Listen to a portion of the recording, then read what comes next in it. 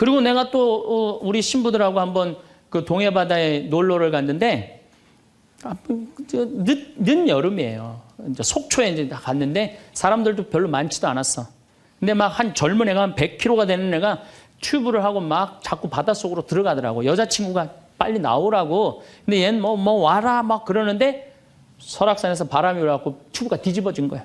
그리고 얘가 난 수영할 줄 알았는데 쑥 들어가더라고요. 그 나오지 막 살려달라고 그러더라고. 또 쑥 들어가는데 또 아무도 안 가더라고.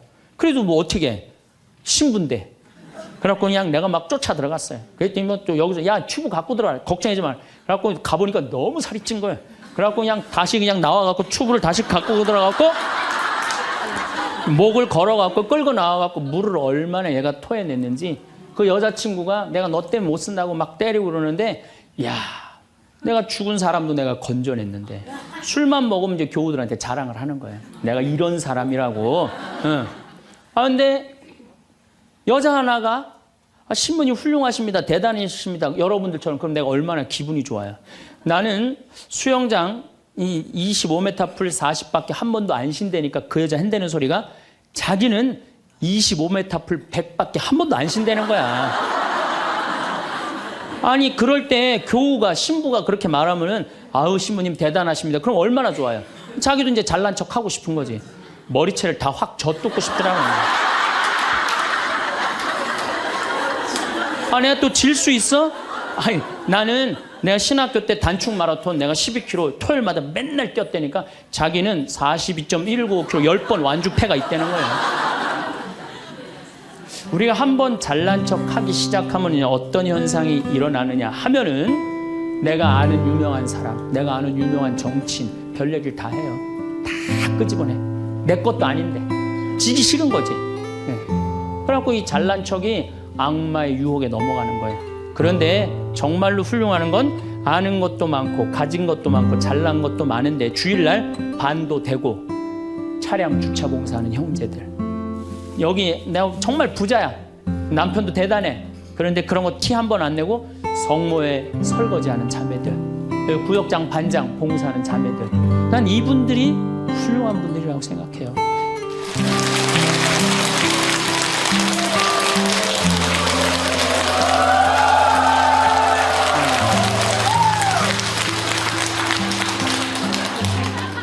참예수님.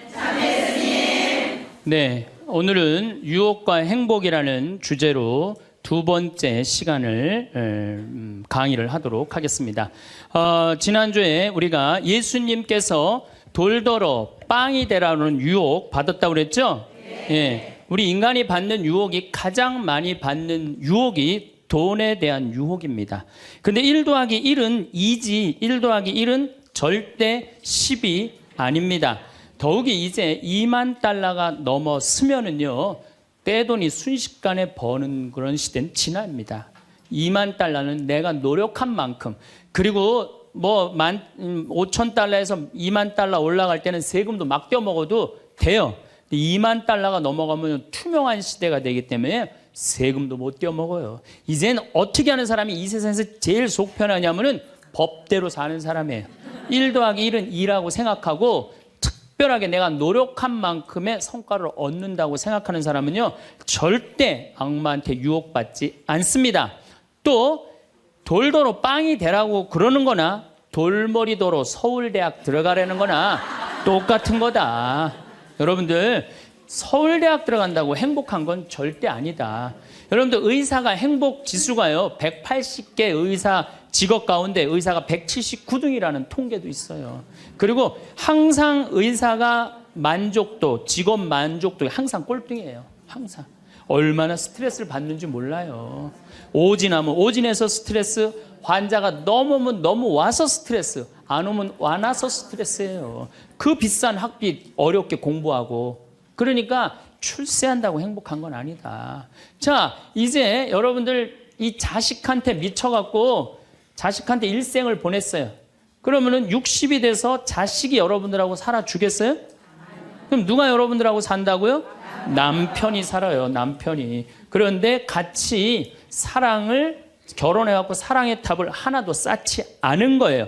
혹시 내가 궁금해서 물어보는 거예요. 혹시 여기 계신 분들 중에 결혼할 때 정말로 남편 정말로 사랑해서 결혼하신 분들 혹시 계세요? 정말 궁금해서 물어보는 거예요. 궁금해서. 아, 있으세요? 자, 여러분들 착각하는 게 있어요. 여자 23, 25 예쁠 때예요. 피부 기가 막힐 때예요. 그 다음에 허리 잘록해요. 허리 잘록해갖고 치마 입혀놓으면요 너무 예뻐. 맵시도 나고요. 피부도 좀 전에 30살 먹은 반장님 내가 봤는데 좀 예술이야. 30살만 해도 예, 가슴도 예쁘고. 그런 이 에스트로겐이 이 23, 5때는 에스트로겐이 막 쏟아져 나오는 거예요. 막 쏟아져 나오는 거예요. 이런 예쁜 여자를 27, 8살 먹은 남자가요 웬만하면은요 반하게 돼 있어요. 그건 사랑해서 반하는 게 아니에요. 젊은 남녀가 만나면은요 끌리게 돼 있어요. 그거는 사랑하는 감정 때문에 끌리는 게 아니라 그 나이 때는 도파민이라는 호르몬이 나와서 끌리는 거예요. 도파민이라는 호르몬. 그래갖고 끌려갖고 이제 데이트라는 걸 해요. 데이트를 했는데 이 남자 여자가 같이 데이트를 하면은 손도 잡고 막 그러잖아요. 손도 잡고 팔짱도 끼면은요 너무 행복하고 황홀해요. 그럼 이 남자를 사랑해서 황홀한 게 아니에요. 요 단계, 다음 단계 들어서면은 페닐에틸암이라는 호르몬이 나와서 황홀한 거예요. 예. 근데 막 안고 뽀뽀를 했는데 막 구름 위를 둥둥 떠다니는 것 같아. 이건 사랑해서 둥둥 떠다니는 게 아니에요. 이거는 옥시토신이라는 호르몬이 나와서 둥둥 떠다니는 거. 옥시토신이라는. 이거는 놀랍게도 마약보다 더 강해요. 그래갖고 마약 하루라도 안 맞으면 미치죠. 연애할 땐 똑같아요. 하루라도 그 남자 안 보면 미칠 것 같은 거예요. 이건 사랑해서 미치는 게 아니에요. 마약보다도 더 강력한 물질이 나와야 되는데 그 남자를 만나야지 나오는데 안 만나면 안 나오잖아. 그러니까 막 보고 싶고 막 미치는 거예요. 그래서 상사병이 걸리는 거예요. 그래서 상사병이 걸리는 거예요. 사랑해서 상사병이 걸리는 게 아니에요. 이 호르몬이 쏟아져 나와야 되는데 그걸 부모가 막거나 로미오와 줄리처럼 가족이 집안이 막거나 이러면 미치는 거예요. 그래갖고 그냥 부모가 반대를 했는데도 엄마 난 저 남자 없으면 난 죽을 것 같아. 이때는요 이성이 수독돼 버려요. 이성이 마비가 돼요. 눈에 갑자기 콩깍지 확 껴요. 판단력이 없어져요. 그래갖고 나쁜 남자, 능력 없는 남자, 그런 남자도 좋은 거예요. 그 남자 없으면 죽을 것 같으니까. 그래서 중내 사내 해갖고 결혼을 시켜요. 그러고 결혼을 시키고 그냥 한 집에서 그냥 살면 깨가 쏟아지지. 근데 이제 애가 딱 하나 나오면은 놀랍게도 이 3가지 호르몬이 딱 멈춰버려요. 안 나와요. 이게 죽을 때까지 나오면 다행인데 600일 나오고 딱 멈춰버려요. 자, 여러분들 여기 지금 한 50, 60 되신 분들 처녀 때 막 가슴 막 방망이 지르고 막 그런 기분 지금도 느껴요? 지금도 그런 거 나오는 분들 계세요? 그거는요 똑같은 사람인데요 호르몬의 문제예요. 호르몬의 문제예요. 이거는 우리가 이해하지 못하는 건데 아주 중요한 거예요. 아주 중요한 거예요. 여자를 보면 막 가슴이 막 뛰고 막 손만 만져도 그냥 1년 동안 막 그 느낌이 그냥 가고 막 이러는 게 다 호르몬은 사랑 때문에 그런 게 아니라니까요. 그럼 호르몬이 멈췄는지 어떻게 알 수 있느냐? 어떻게 알 수 있느냐? 젊었을 때는 치마만 입고 그냥 브라우스만 입어도 그냥 남자가 그냥 가슴이 나 터질 것 같다고 너 보면 너무 행복해서. 그런데 결혼하고 애가 하나 나와갖고 옷을 벗고 왔다 갔다 하는데 남편이 이러는 거예요. 야, 춥고 안 보이잖아. 왜 왔다 갔다 해? 테레비 앞에서 빨리 비켜. 아니 옷을 벗고 왔다 갔다 하는데도 테레비 안 보인다고 비키라고 그러면요 이 호르몬은 딱 멈춘 거예요. 끝난 거야. 이건 끝난 거예요.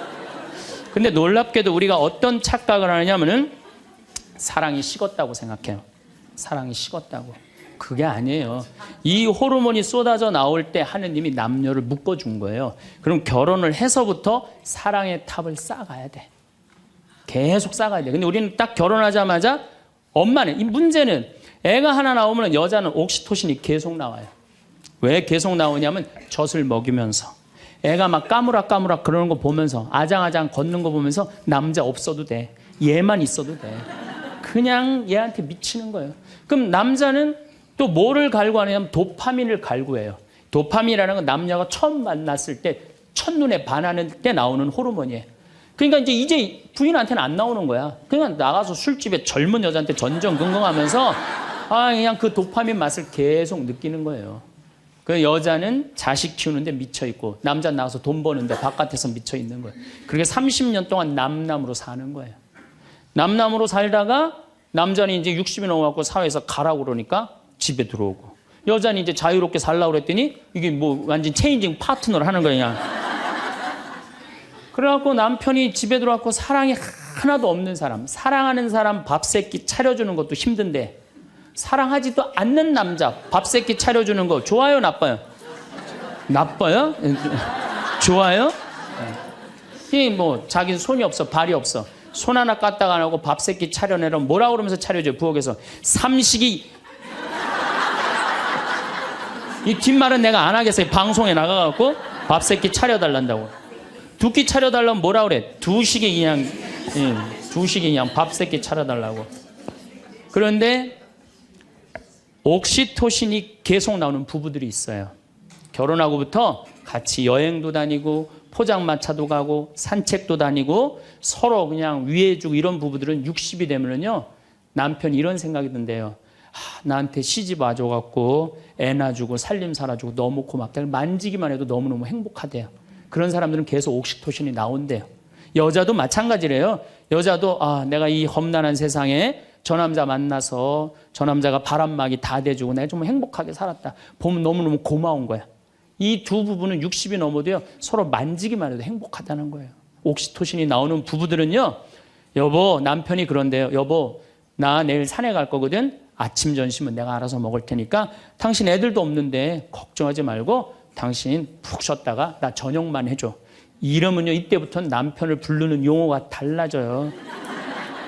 님자를 붙여줘요. 우리 집 일식님은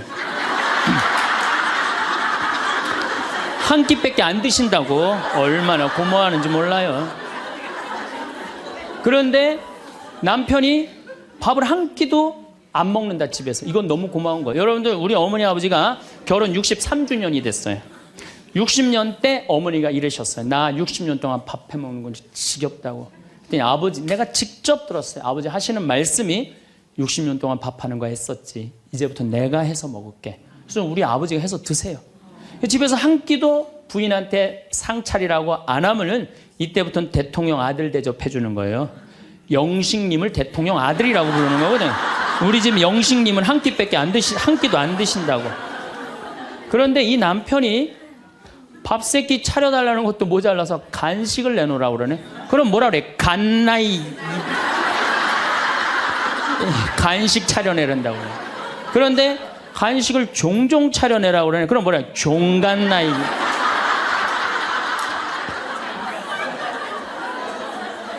여러분들, 우리나라에서 제일 인기 있는 신랑감 1위는 송혜 선생님이라고 그래요. 송혜 선생님. 송혜 선생님은 전국 노래자랑하러 다니느냐고 생전 집에서 밥을 안 먹는데.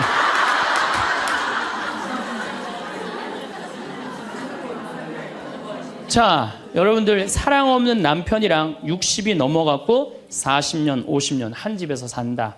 만만치 않은 일이에요. 보통 심각한 문제가 아니에요. 그런데 우리는 60이 넘어서도 누구한테 미쳐 있느냐면 아직도 정신 못 차려. 자식한테 미쳐 있어요. 일본은 60이 넘어서 자식들 생활비 대주는 비율이 8%예요. 홍콩은 60이 넘어서 자식들 생활비 대주는 게 11%예요. 우리나라는 60이 넘어서 자식들 생활비 대주는 비율이 83%예요. 자식한테 미쳐 있는 거예요. 원숭이가 바나나를 못 나서 자기 목숨을 잃어버리듯이 대한민국 60대 할머니, 할아버지들은, 특히 할머니들은 누굴 못 낳아? 자식을 못 낳아서 본인의 인생을 다 망치는 거예요. 나머지 50년, 60년 인생을 다 망치는 거예요. 남편도 없고 자기도 없는 거예요. 그러니까 우리나라 노인 자살률이 세계에서 1위입니다. 1위인데 65세 이상 10만 명당 미국은 10명이 자살을 해요. 일본은 35명이 자살을 해요. 근데 우리나라는 72명이 자살을 해요. 젊은 사람들보다 우리나라 60세 이상이 3배 많이 자살을 해요. 젊은 사람들보다. 우리나라 노인들은 행복이 하나도 없는 거예요. 자식한테 미쳐갖고. 자, 이제 60부터 지금 태어나면서부터 아인슈타인부터 지금 시작을 했어요.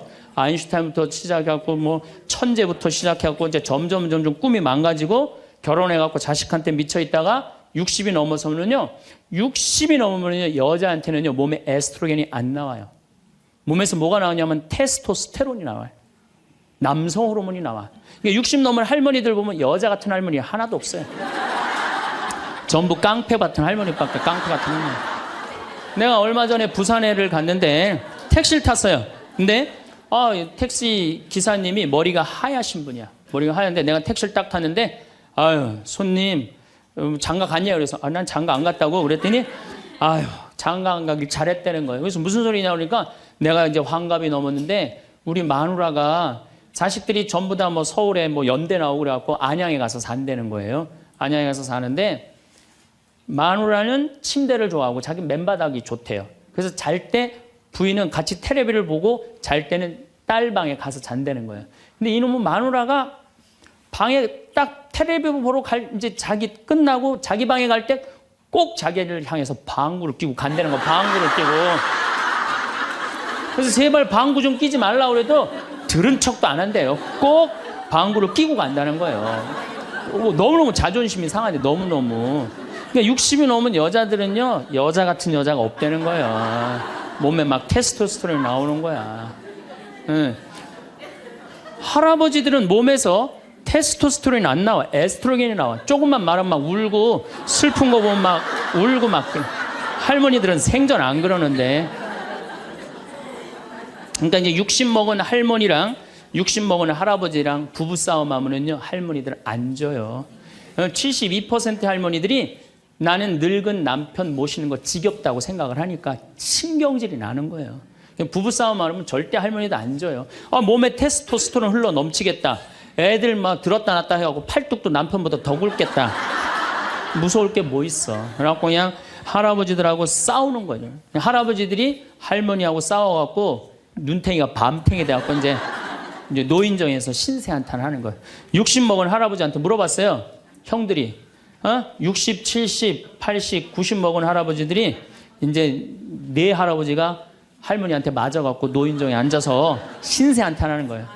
형들이 물어봤어요. 야, 너는 왜 아침부터 노인정에 그렇게 철양맞게 이렇게 앉아있냐? 눈탱이가 밤탱이가 돼서. 그랬더니 60 먹은 할아버지 하시는 말씀이 형들 말도 많아. 마누라 무서워서 도저히 한 집에서 못 살겠어. 왜? 그래서 아침에 국이 짜다고 투정을 좀 부렸더니 마누라 한다는 소리가 짜면 짠 대로 먹지 뭐 이렇게 말이 많으냐고 두들겨 패갖고 눈탱이가 밤탱이 됐다는 거예요. 아니 그러는 형은 왜 눈탱이 밤탱이 됐냐고 그러니까 이놈의 마누라가 해만 뜨면 가방을 여러분도 오늘 가방 들고 나왔죠. 해만 뜨면 가방을 들고 그냥 어딜 나가길래 나 밥 안 차려주고 어딜 그렇게 나가냐고 그러니 내가 나가 돌아다니는데 당신 보태준 게 뭐 있느냐고 두들겨 패갖고 눈탱이 밤탱이 됐다는 거예요. 그러는 형은 왜 눈탱이 밤탱이 됐냐고 80 먹은 형한테 물어봤어요. 그랬더니 80 먹은 형이 하시는 말씀이 난 집에 있는 게 하도 심심해서 마누라 나가는 길에 나도 따라 나가면 안 되냐 그랬더니 어딜 따라 나오냐고 그러고 두들겨 패갖고 눈탱이 밤탱이 됐다는 거예요. 90 먹은 그러는 형은 왜 눈탱이 밤탱이 됐냐고 그러니까 그래서 아침에 눈을 떴더니 마누라가 밤새 안 죽고 또 눈 떴다고. 그래갖고 요즘에 90 먹은 할아버지들이 고민이 많대요. 아침에 일어나갖고 눈을 떠야 되는 건지 말아야 되는 건지 고민이 많대.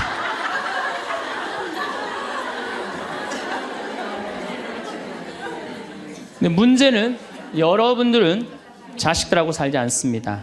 여러분들은 남편하고 삽니다. 그러면 제일 중요한 관계가 부부예요, 부부. 근데 우리는 세상에 돈 욕심, 자식 욕심 피느냐고 정말 중요한 걸 잊어먹고 사는 거예요. 정말 중요한 것. 부부간의 사랑을 잊어먹고 사는 거예요. 사람이 예수님이 이 악마가 돌도로 빵이 되라고 하니까 예수님이 기가 막힌 얘기를 해요. 사람은 빵만으로 사는 것이 아니라 하느님의 말씀으로 사느니라. 말씀이 없는 사람은요, 이 세상을 행복하게 살 수가 없어요. 마음 안에 진리가 없는 사람은요, 이 세상을 행복하게 살 수가 없어요. 여러분들 이 멀리까지 인천에서, 서울에서, 수원에서 여기 오신 이유는 말씀 들으려고 오신 거 아니에요? 그렇죠? 그럼 뭔가 답을 알고 살아가는 거, 뭔가 답을 알고. 돈 많은 부잣집 아들 자살했어요. 돈 많은 부잣집 딸 자살했어요. 우리나라에서 제일 잘 산다는 사람들. 그 말씀이 없어서요, 말씀이. 자살하는 사람들 얼마나 많아요, 돈 많은 사람들이. 그렇죠? 네. 가난한 사람 자살 안 해요. 돈 많아갖고 어떻게 주체를 못하는 사람들이 자살을 하는 거죠. 멕시코의 어떤 미국 하버드 MBA를 한 금융가가 휴가를 갔어요. 조그만 해안가 휴가를 갔는데 어부가 난 물고기 잡으러 나가겠다고 그 집에서 쉬었는데 물고기를 잡으러 나갔는데 2시간 만에 들어온 거야. 물고기를 20마리를 너무너무 싱싱한 걸 잡아 들어왔어요. 그래서 금융가가 물어봤어요. 당신 뭐 벌써 들어왔느냐고. 그랬더니 그 어부 하는 말이 나는 20마리면 된다고. 나 왜 이렇게 일찍 들어왔냐고 그러니까 나 애들하고 놀고 마누라하고 음식 차려서 먹고 낮잠 자고 저녁에는 저기 뭐 식당에 가갖고 데큘라 한잔하고 기타 치고 놀으려고 난 왔다고. 그랬더니 이 MBA 한 금융가가 그 어부를 한심하게 쳐다보면서 이렇게 말을 합니다. 당신 왜 그러고 사냐. 당신 지금 2시간에 그렇게 20마리 잡으면 8시간 일하면은 뭐 거의 뭐 100마리, 200마리 잡을 수 있는데 그거 잡아갖고 배를 한 척 더 큰 걸 사라. 그래갖고 조금만 일을 열심히 하면은 5척을 살 수 있다. 그래갖고 그거 5척을 사갖고 큰 배를 사라. 배를 사갖고 당신 기술이 좋으니까 이 통조림 회사를 해라. 통조림 회사를 해갖고 이 회사를 참 물건을 팔아라. 그래갖고 여기서 살지 말고 맨하탄에 가라. 뉴욕. 맨하탄에 오면 내가 다 코치를 해줄 테니까 그 맨하탄에서 그 다 꾸민 거를 주식을 딱 팔아갖고 백만장자가 돼서 다시 와서 당신 행복하게 살면 되지. 왜 이 20마리 겨우 잡고 들어오느냐고. 그랬더니 어부가 물어봤어요. 그렇게 내가 백만장자가 돌아와서 여기 돌아와갖고 내가 쉴 수 있는데 걸리는 시간이 얼마가 걸리느냐 그랬더니 한 30년 정도 걸릴 것 같다고. 그랬더니 어부가 기가 막힌 말을 하죠. 난 지금 그러고 있는데 내가 뭐하러 30년 동안 고생을 해야 되느냐 이거예요. 그러니까 이 어부한테는 돈이 행복을 주지 않는다고 생각을 한 거예요. 내가 지금 내 아이랑 부인이랑 행복하게 살면 되는데 뭐하러 욕심을 피고 사느냐는 거예요. 그러니까 여러분들이 고통스러운 이유가 뭔지 아세요? 욕심 필 때 고통스러운 거. 인생 쫙 돌아보실 때 언제 여러분들이 괴로운지 아세요?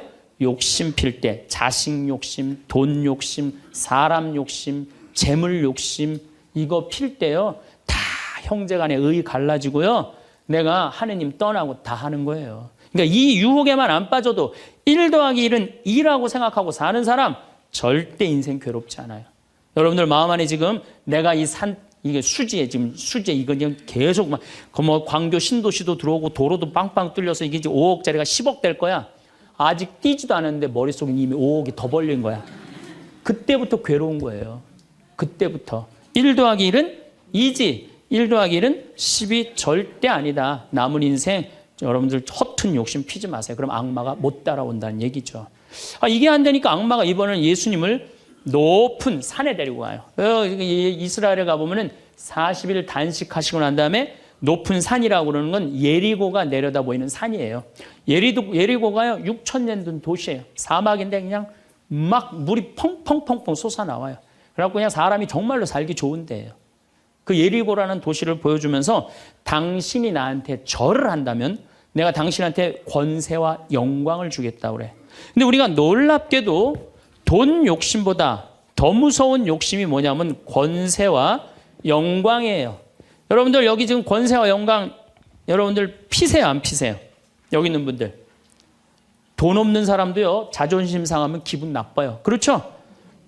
여러분들 부부 사이에서도 권세와 영광 필 것 같아 안 필 것 같아요?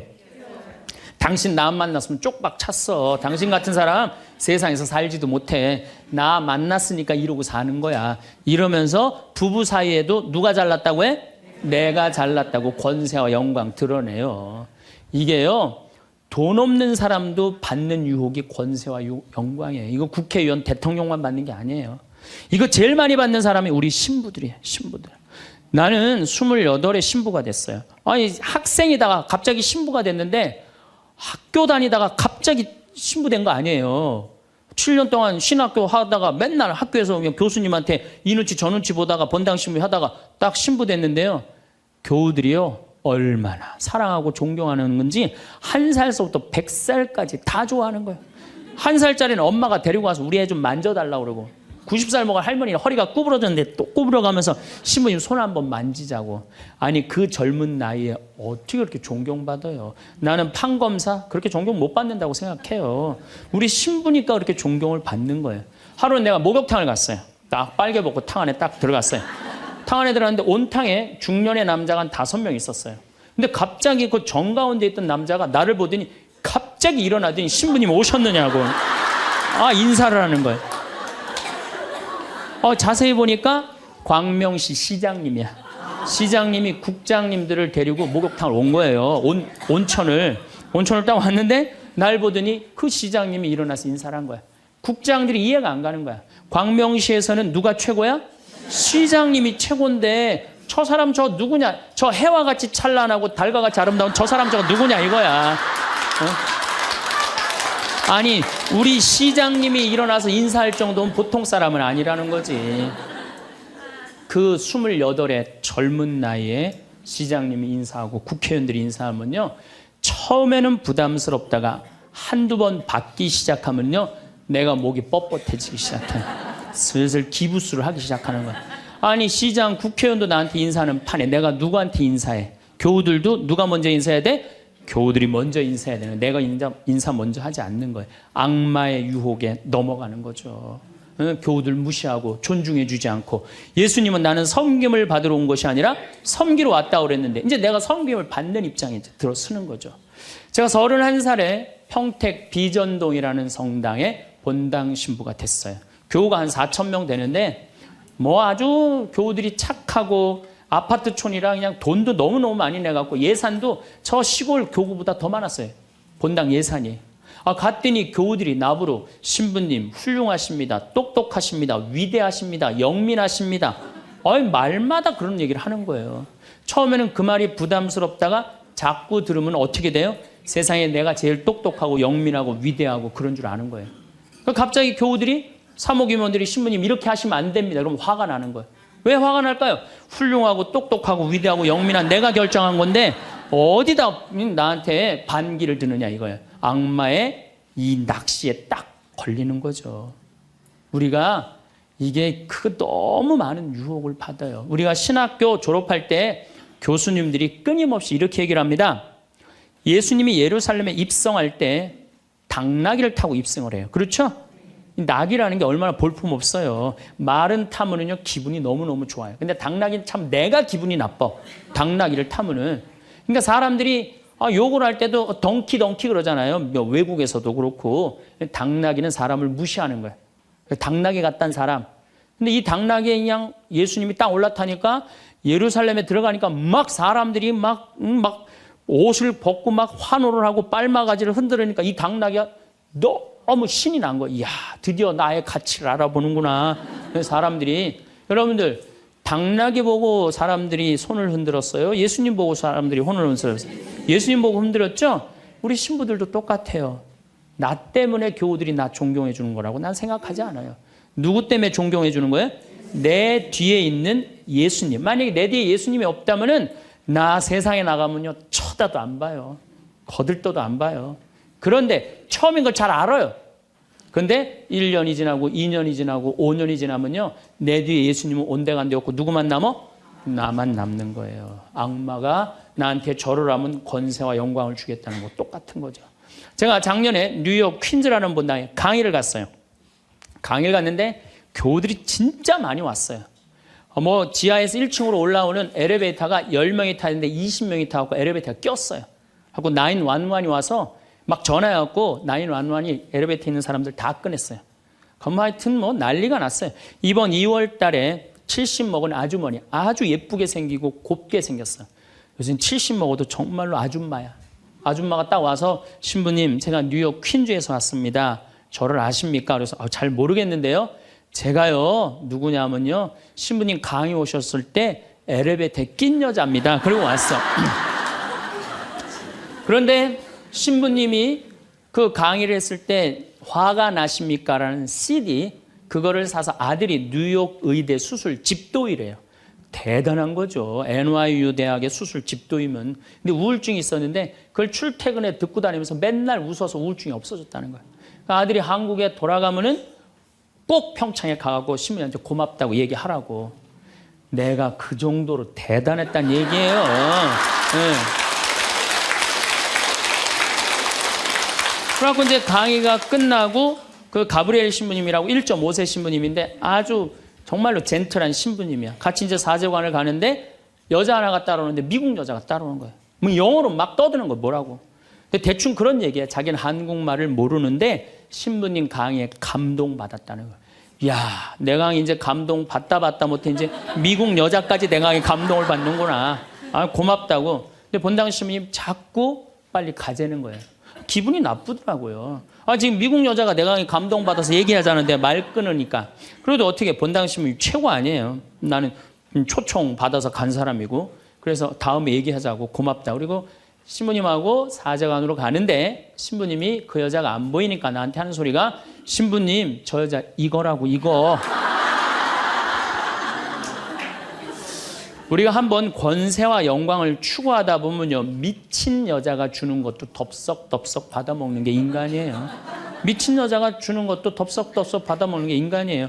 여러분들 지금 대통령은 아니더라도 전 대통령들 청와대에 들어갈 때 보면 다 70% 지지율이 들어갈 때, 근데 나올 땐 전부 똑같이 10%대였어. 다. 왜 10%대로 떨어질까요? 5년 동안 밑에 있는 사람들이 훌륭하십니다. 대단하십니다. 위대하십니다. 영민하십니다. 5년 동안 들으면요. 5년째 판단력이 흐려지는 거예요. 5년째. 요즘 대통령, 지금 대통령 어떤지 모르겠어요. 나는 그 내곡동 산 거 보면은 왔다 갔다 하는 것 같아요. 느낌이. 네. 5년 동안 그런 소리만 들으면요. 우리가 흔들리게 돼 있어요. 그런데 이거는 대통령뿐만 아니라 저나 여러분들이나 누구에게나 빠질 수 있는 유혹이야. 나 없으면은 이 집 망한다. 나 없으면 우리 사목회 망한다. 나 없으면 우리 구역 망한다. 나 없으면 우리 레지오 망한다. 나 없으면은 우리 성모회 망한다. 절대 그런 생각하지 마세요. 없어져도요 잘 돌아가요. 제가 홍콩에 가갖고 인도 신부 이렇게 이제 강의를 들은 적이 있어요. 근데 그 신부님이 참 재미난 얘기를 하더라고요. 한 성가대가 있는데 이 성가대에 30명이 있는데 소프라노 자매 하나가 음이 자꾸 틀리는 거야. 음이 자꾸 틀려갖고 지휘자가 머리가 지끈지끈한 거야. 그래서 본당 신부님을 찾아가서 신부님 우리 성가대에 소프라노 하나가 있는데 음도 틀리고 박자도 틀려갖고 성가대가 안 된다. 그러니까 신부님 제발 그 여자 좀 관두게 해라. 신부님이 화가 났어요. 그래? 알았어. 내가 관두게 할게. 라고 불렀어요. 당신 때문에 30명 성가대가 안 된대잖아. 당신 좀 성가대 좀 관둬라. 30명을 위해서. 그랬더니 소프라노 단원이 한 말이 있어요. 좋다. 내가 관둬서 30명이 잘 된다면 나도 요구 조건이 하나 있다. 그게 뭐냐 그랬더니 신부님도 우리 3,000명 좀 잘 돼보게 좀 관둬라 좀. 여러분들 우리가요 본당 신부님들도 간혹 나 아니면 이 성당 못 짓는다고 그렇게 생각하는 분들 계신데 없어도 돌아가요. 돌아가게 돼 있어요. 여러분들도 제발 나 없으면 무너진다 이런 생각하지 말고 좀 겸손한. 그래서 여기 계신 분들 혹시 고향이 삼척인 분들 안 계세요? 아는 척,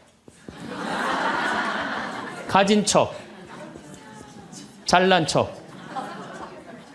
이 고향 삼척인 분들 혹시 안 계세요? 많을 거예요. 보면은 아는 척하는 교우들 많아요. 뭐 얘기만 나오면 그냥 자기가 다 아는 것처럼 그냥 다른 사람 말도 못하게 그냥 자기가 다 말하는 사람 있어요, 없어요? 여행 다닐 때 보면은요, 그 뭐 해외 나갔다고 그냥 보면은 한 15명 모여서 이제 같이 여행 나가면요, 다 그냥 자기가 전문가야. 그냥 가이드보다 더 똑똑해. 다 아는 척하는 사람들 많아요. 잘 알지도 못하면서 그냥 잘 따라가기만 하면 되는 걸. 세발 낙지 그냥 낙지발이 3개 달라고 우기고 싸우는 사람들도 많아요.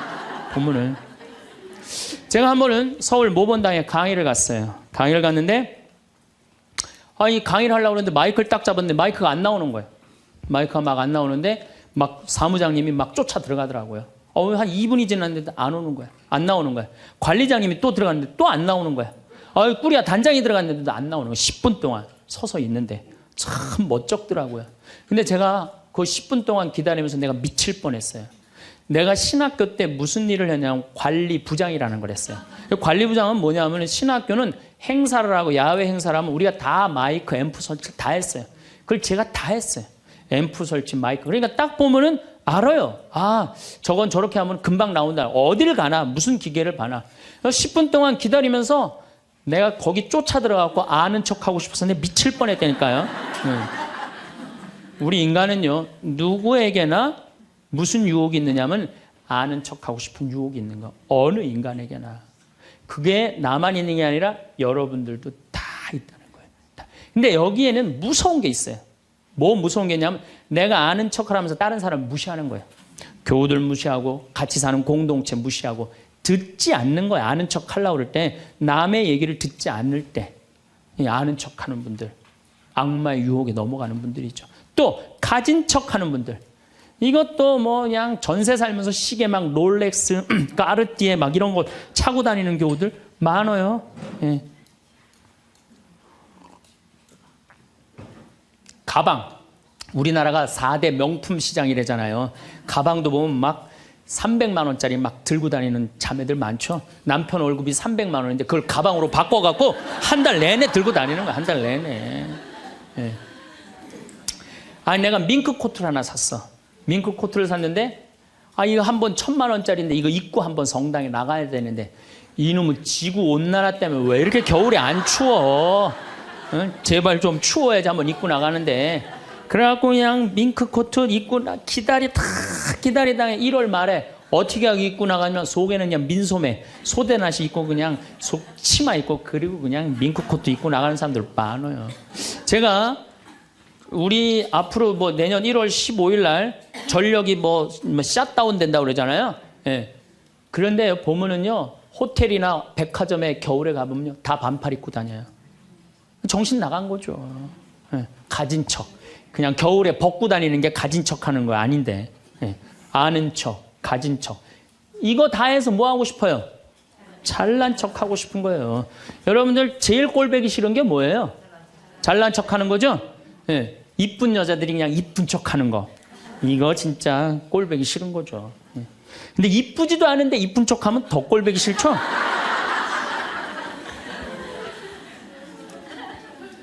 저도 이 잘난 척 하는데 만만치 않아요. 저도 만만치 않아요. 제가 수영을 참 좋아해요. 수영을 참 좋아해갖고 제가 수영장 25m 풀 40바퀴 한 번도 안 쉬고 한 번에 돌아요. 이 정도면 이렇게 감탄해주면 내가 기분이 너무 좋아요. 잘난 척하는데 동참해주는 거 아니야. 네. 그리고 나는 전신 먹고 바다에 들어가면 저녁 먹을 때까지 바다에서 안 나와요. 그리고 저는 스킨스쿠버를 해요. 다이빙을 해갖고 아주 다이빙을 좋아해요. 그래갖고 뭐 동해바다, 제주도, 뭐 문섬, 새끼섬, 서귀포 앞바다에 있는 거, 포항에 또 뭐 다이빙, 그 다음에 무슨 뭐 저 괌, 파푸아 뉴기니 뭐 그 비행기 추락한 거 다이빙, 배 난파된 거 다이빙, 얼마나 다이빙을 좋아하는지 몰라요. 그리고 내가 또 우리 신부들하고 한번 그 동해바다에 놀러를 갔는데 늦 여름이에요. 이제 속초에 이제 갔는데 사람들도 별로 많지도 않았어. 근데 막 한 젊은 애가 한 100kg가 되는 애가 튜브를 하고 막 자꾸 바닷속으로 들어가더라고. 여자친구가 빨리 나오라고. 근데 얘는 뭐 와라 막 그러는데 설악산에서 바람이 불어갖고 튜브가 뒤집어진 거야.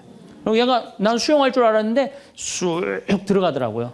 그 나오디 막 살려달라고 그러더라고. 또 쑥 들어가는데 또 아무도 안 가더라고. 그래도 뭐 어떻게 해. 신부인데. 그래갖고 그냥 내가 막 쫓아 들어갔어요. 그랬더니 뭐 또 여기서 야 튜브 갖고 들어와. 걱정하지 마. 그래갖고 가보니까 너무 살이 찐 거예요. 그래갖고 그냥 다시 그냥 나와갖고 튜브를 다시 갖고 들어가갖고 목을 걸어갖고 끌고 나와갖고 물을 얼마나 얘가 토해냈는지 그 여자친구가 내가 너 때문에 못 쓴다고 막 때리고 그러는데 야 내가 죽은 사람도 내가 건져냈는데 술만 먹으면 이제 교우들한테 자랑을 하는 거예요. 내가 이런 사람이라고. 응. 근데 여자 하나가 신부님 훌륭하십니다. 대단하십니다. 여러분들처럼. 그럼 내가 얼마나 기분이 좋아요.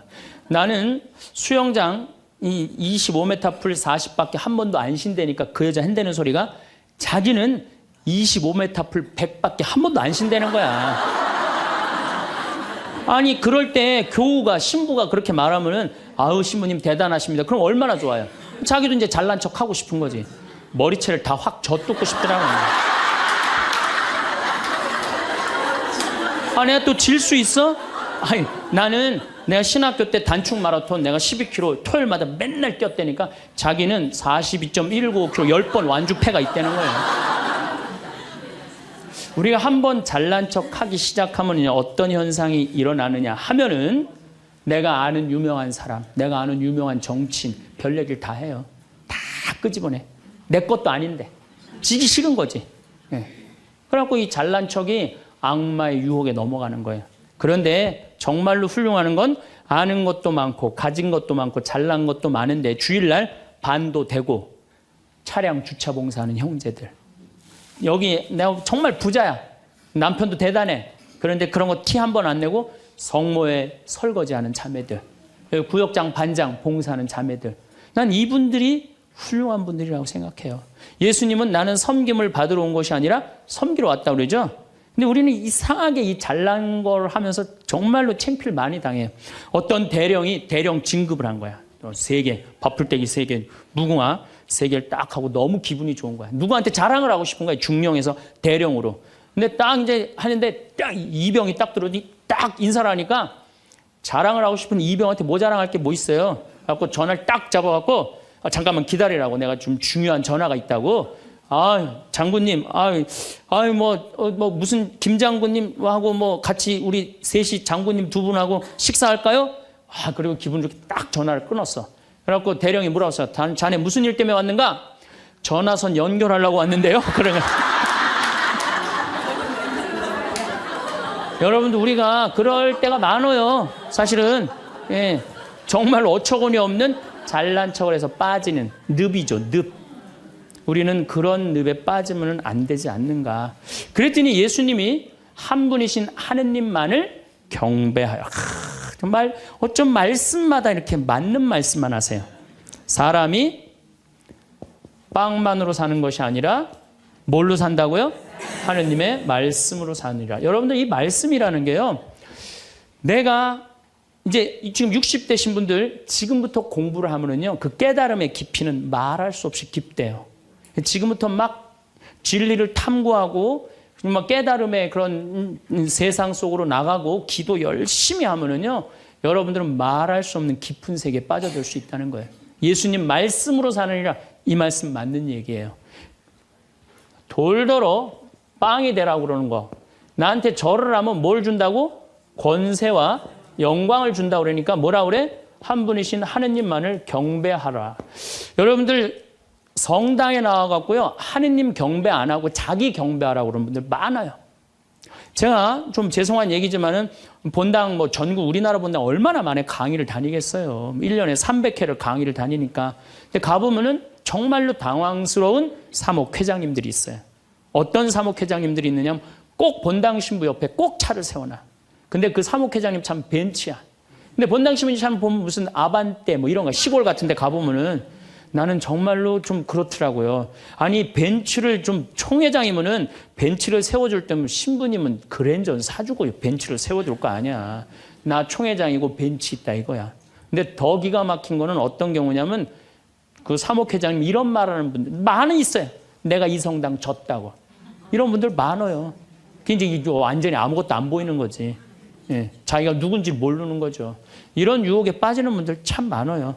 성당 여러분들 뭐하러 나오는 거야? 하느님 경배하려고 나오는 거예요. 하느님 섬기려고 나오는 거지. 나 잘난 척하려고, 나 아는 척하려고 성당 나오는 거 아니라는 거죠. 그래서 이 유혹에 여러분들 빠지시면은 절대 안 된다. 자, 그랬더니 악마가 이번에는 예수님 어디로 악마가 데리고 가느냐면 예루살렘 성전 꼭대기에 데리고 올라와요. 당신이 하느님의 아들이거든 뛰어내려 보시오. 하느님의 아들이거든 뛰어내려. 시험하는 거, 시험. 그런데 놀랍게도 돈에 대한 유혹보다 권세와 영광에 대한 유혹보다 더 많이 받는 유혹이 신앙의 시험이에요. 신앙의 시험. 여러분들은 이 유혹에 빠지세요? 안 빠지세요? 많이 빠져요. 하나님이 계실까? 안 계실까? 이거 의심하는 사람들 많아요. 여기 있는 분들 난 의심 한 번도 안 했다. 그거는 있을 수 없는 일이에요. 의심 안 할 수가 없어요. 우리 인간은. 성인들도 마지막까지 악마들이 유혹을 한다는 거죠. 성인들도. 우리나라 한국 천주교 교우들이 505만 명이에요. 505만 명인데 어때? 주일날 미사 참여 125만 명밖에 안 나와요. 그럼 380만 명은 뭐야? 유혹에 빠진 거예요. 유혹에 빠져갖고 성당에 안 나오는 거예요. 여러분들도 집안에 유혹에 빠져서 성당 안 나오는 사람도 있어요, 없어요? 있어요. 이 유혹에 안 빠지려면 우리는 항상 깨어서 기도해야 돼. 항상 깨어서. 악마가 뭐라고 유혹하죠? 주일날 새벽 미사를 이제 가야 돼. 일이 많아갖고. 그러니까 그냥 새벽에 또 무지하게 추워. 악마가 속삭여. 야, 이렇게 추운데 너 일주일 동안 고생했는데 잠이라도 푹 자야 될 거 아니냐. 그래갖고 그냥 아이 그래 대미사 가자. 미사는 대미사가 최고야. 악마가 또 꼬셔요. 그래 대미사 가자. 그래갖고 이제 아침에 한 10시쯤 하려고 그랬는데 악마가 그래. 너 지금 결혼식에 가야 되는데 그렇게 급하게 왔다 갔다 하면 미사 하는 것 같지도 않아. 저녁 미사 가. 그래? 그럼 저녁 미사 내가 가야지. 결혼식 갔다 와갖고 저녁 미사 가려고 그랬더니 악마가 하는 말이 이번 주 깔끔하게 제끼고 다음 주부터 열심히 나가자. 거기에 이제 2번 빠지고 그러면은 어떻게 돼요? 아예 성당에 가기 싫은 거예요. 그래서 우리가 악마는요, 예수님이 뭐 내가 다음 시간에 말씀드리겠지만은 한 분이신 하느님을 시험하지 말아라 그랬는데 뭐라고 그러고 떠났냐면 다음 기회를 엿보고 떠나. 다음 기회를 엿보고. 항상 악마는 여러분들 속에서 있으면서 저나 여러분들한테 유혹을 하는 거예요. 이 악마의 유혹에 빠지지만 않는다면 우리가 행복한 거죠. 자, 그래서 이 다음 얘기는 다음 주에 또 이어서 하도록 하겠습니다. 감사합니다.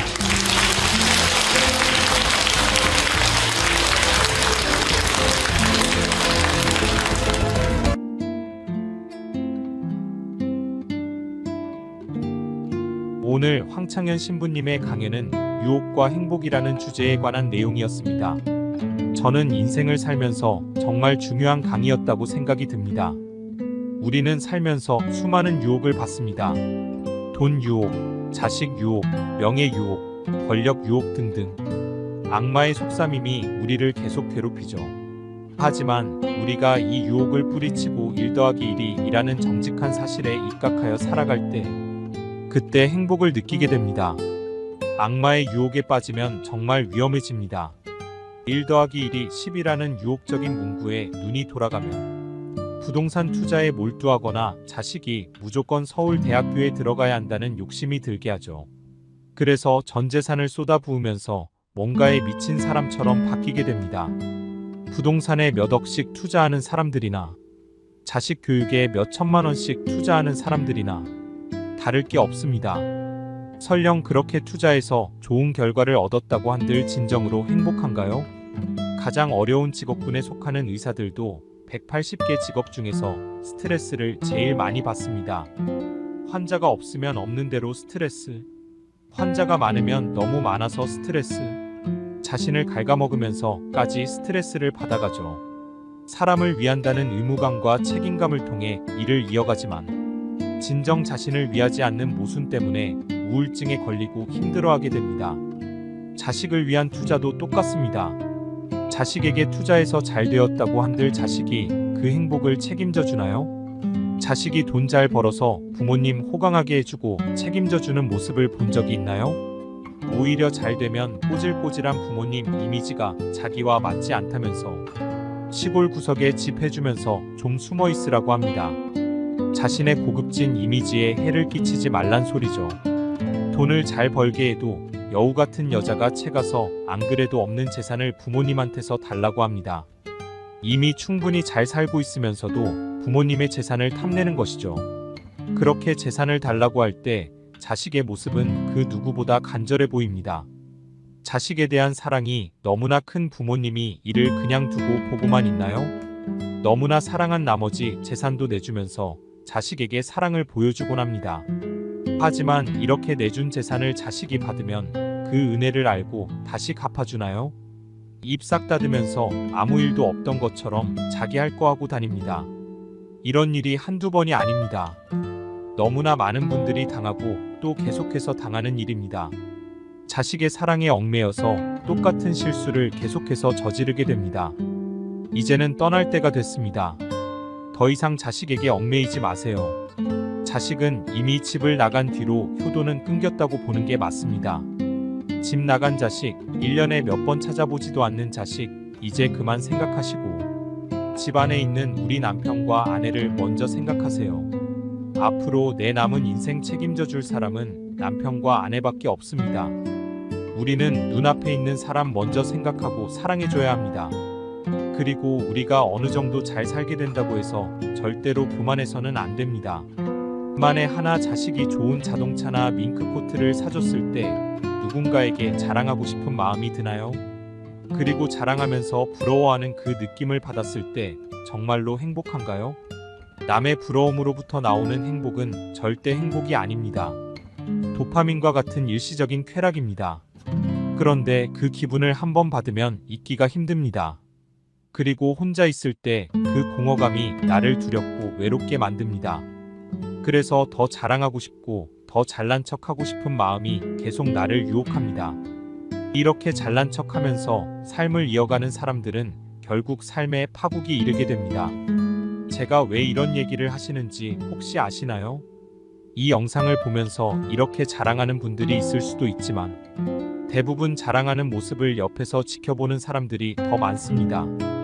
그런 분들에게 하고 싶은 말이 있습니다. 저렇게 자랑하는 사람들의 뒷모습에는 이런 실체가 있다는 것 말입니다.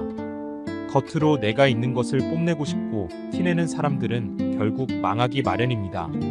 내가 가진 것이 많아도 정말로 풍족해도 겉으로 티내지 않고 조용히 살아가는 사람이 진정 멋있는 사람이죠. 가진 것이 많아도 겉으론 없는 척하는 사람이, 가진 것이 없어도 마음이 풍족한 사람이 행복한 인생을 살 줄 아는 사람입니다. 오늘 영상을 통해 서로 사랑하고 화목한 가정이 되었으면 좋겠습니다. 앞으로도 유익하고 많이 웃으실 수 있는 영상 만들도록 하겠습니다. 유익하셨다면 구독과 좋아요, 댓글 부탁드립니다. 감사합니다. 참 행복한 시절 보냈어요. 그러니까 이제 아버지를 생각하면은 참 마음이 따뜻해요. 아버지를 생각하면. 근데 중학교 3학년 때 내가 옥상에서 밤에 담배를 피고 있는데 어험 소리가 들리더라고. 어험 소리가. 고개를 돌려보니까 아버지 뒷모습이야. 아버지가 내 담배 피는 걸 보고 내려가신 거예요. 너무 미안하더라고요. 왜냐하면 나는 손찌검 한번 하신 적 없는 아버지인데 그 좋은 아버지한테 담배 피는 모습을 중학교 3학년 아들이 보였으니 얼마나 미안해요. 그러니까 아버지 쳐다보기가 정말로 얼굴을 들을 수가 없었어요. 근데 아버지가 하루가 지나도 말이 없고 이틀이 지나도 말이 없는 거야. 일주일이 지났는데도 말이 없으신 거예요. 그래서 난 이렇게 생각했어요. 깜깜해서 못 보셨나 보다. 이렇게 생각을 했어요. 근데 2주일이 됐는데 2주일째 누나가 나를 부르는 거예요. 막내야. 항상 저를 막내라고 부르거든. 우리 집에서는. 막내야, 얘기 좀 하자. 그래 얘기해. 그랬더니 너 담배 피니? 그러더라고요. 나 담배 펴. 왜냐면 그때 제가 중학교 2학년 3학년 고등학교 1학년 거의 3년을 학교를 거의 안 다녔거든요. 뭐 여러 가지 몸이 안 좋아갖고 뭐 학교 안 다니니까 할 일이 뭐가 있어. 맨날 담배나 피고 앉아 있는 거죠. 학교 다니면 담배 필 시간 없지만 학교 안 다니니까 담배 필 시간이 얼마나 많아요. 맨날 담배나 피고 있는데 너 담배 피니? 그래서 나 담배 펴. 그랬더니 아버지가 나한테 얘기하더라. 너 건강도 안 좋은데 담배 끊었으면 좋겠다고. 그러니까 우리 아버지는 아들한테 이 얘기를 하고 싶은데 직접적으로 말하면은 서로 간에 충격이 있을 것 같은 생각을 하신 거예요. 그러니까 내하고 제일 친한 누나한테 얘기를 한 거죠. 그래서 아주 정중한 나한테 부탁을 해 오신 거죠. 그때 내가 받은 아버지에 대한 감동은요, 이거는 지금도 나는 아버지가 세상에서 제일 커요. 아버지가 세상에서 제일 큰 분이에요. 내 인생에 있어서.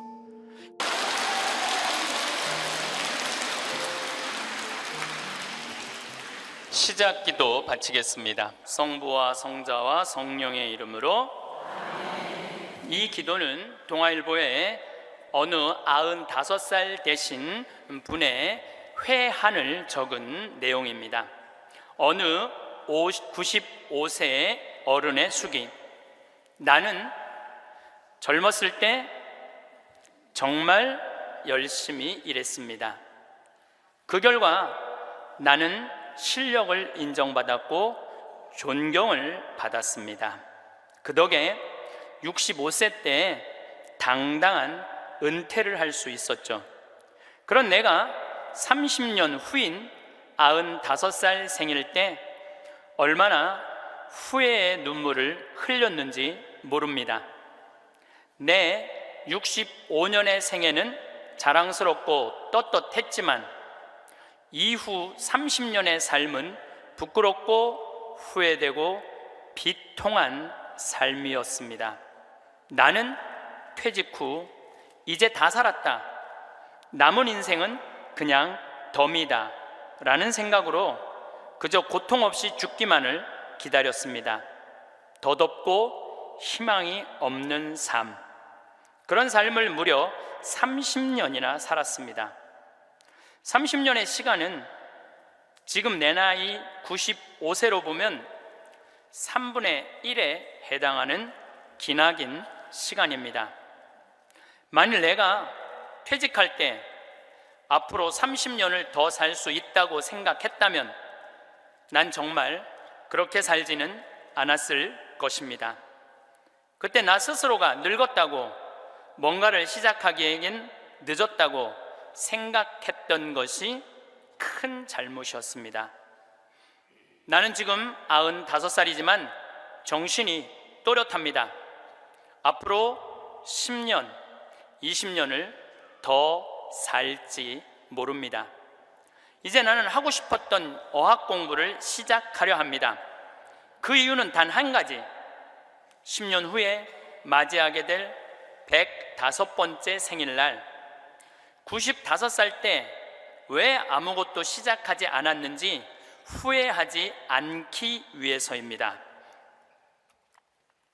성부와 성자와 성령의 이름으로 아멘. 우리가 죽는 날만 기다리는 사람은 사는 게 재미가 하나도 없어요. 죽는 날만 기다리는 사람은.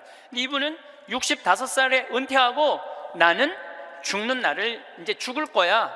그리고 몇 년 동안 죽는 날을 기다렸느냐면 30년 동안 죽는 날을 기다린 거야. 95살까지. 그러니까 30년 동안 돌아보니까 그 30년이 너무나 멀쩡했거든. 그 너무 아까워. 30년이. 내가 죽는 날만 기다리지 말고 65살서부터 95살 때까지 정말로 먹고 마시고 놀았다면 얼마나 행복했겠어요. 근데 이분은 그러지 못했던 거예요. 늘 드리는 말씀이지만 이제 60 되신 분들은 100살까지 삽니다. 60 되신 분들은 40년 남았어요. 50 되신 분들은 110살 삽니다. 내가 51인데 내가 몇 년 남았느냐면 59년 남았어요. 내가 59년. 이제까지 산 것도 아니에요. 40살들은 120살까지 살 겁니다. 그제 여러분들 먹는 당뇨병 안에, 그 약 안에 기가 막힌 좋은 물질이 있대요. 당뇨병 안에. 그래서 그 약을 잘만 이제 컨트롤하면, 그 약을 잘 먹으면 120살까지 사는데 별 문제가 없다는 거예요. 러시아에서는 노화 물질을 느리게 하는 약을 개발해낸 거예요. 그래서 이 약을 먹으면 70살이 돼도 안 늙는 거야. 70살이 돼도 20살 같이 몸매가 좋고 피부도 좋다는 거예요. 이제 이 약을 먹기 시작하면은, 제가 아까 말씀드렸듯이 세상은 완전히 새로운 세상이 펼쳐지고 있는 거예요. 그래서 미래 학자들이 앞으로는 애를 몇 살에 낳는 게 가장 합리적이냐면은 70살에 낳는 게 가장 합리적이라는 거예요. 70살에 애를 낳는 게. 그래서 저는 여기에 전적으로 동의합니다. 여기 지금 7, 80 되신 분들 다 20살에 시집 가셔서 애 낳고 살았을 거예요. 그럼 생각을 해봐요. 20살에 애 낳고 행복한 거냐?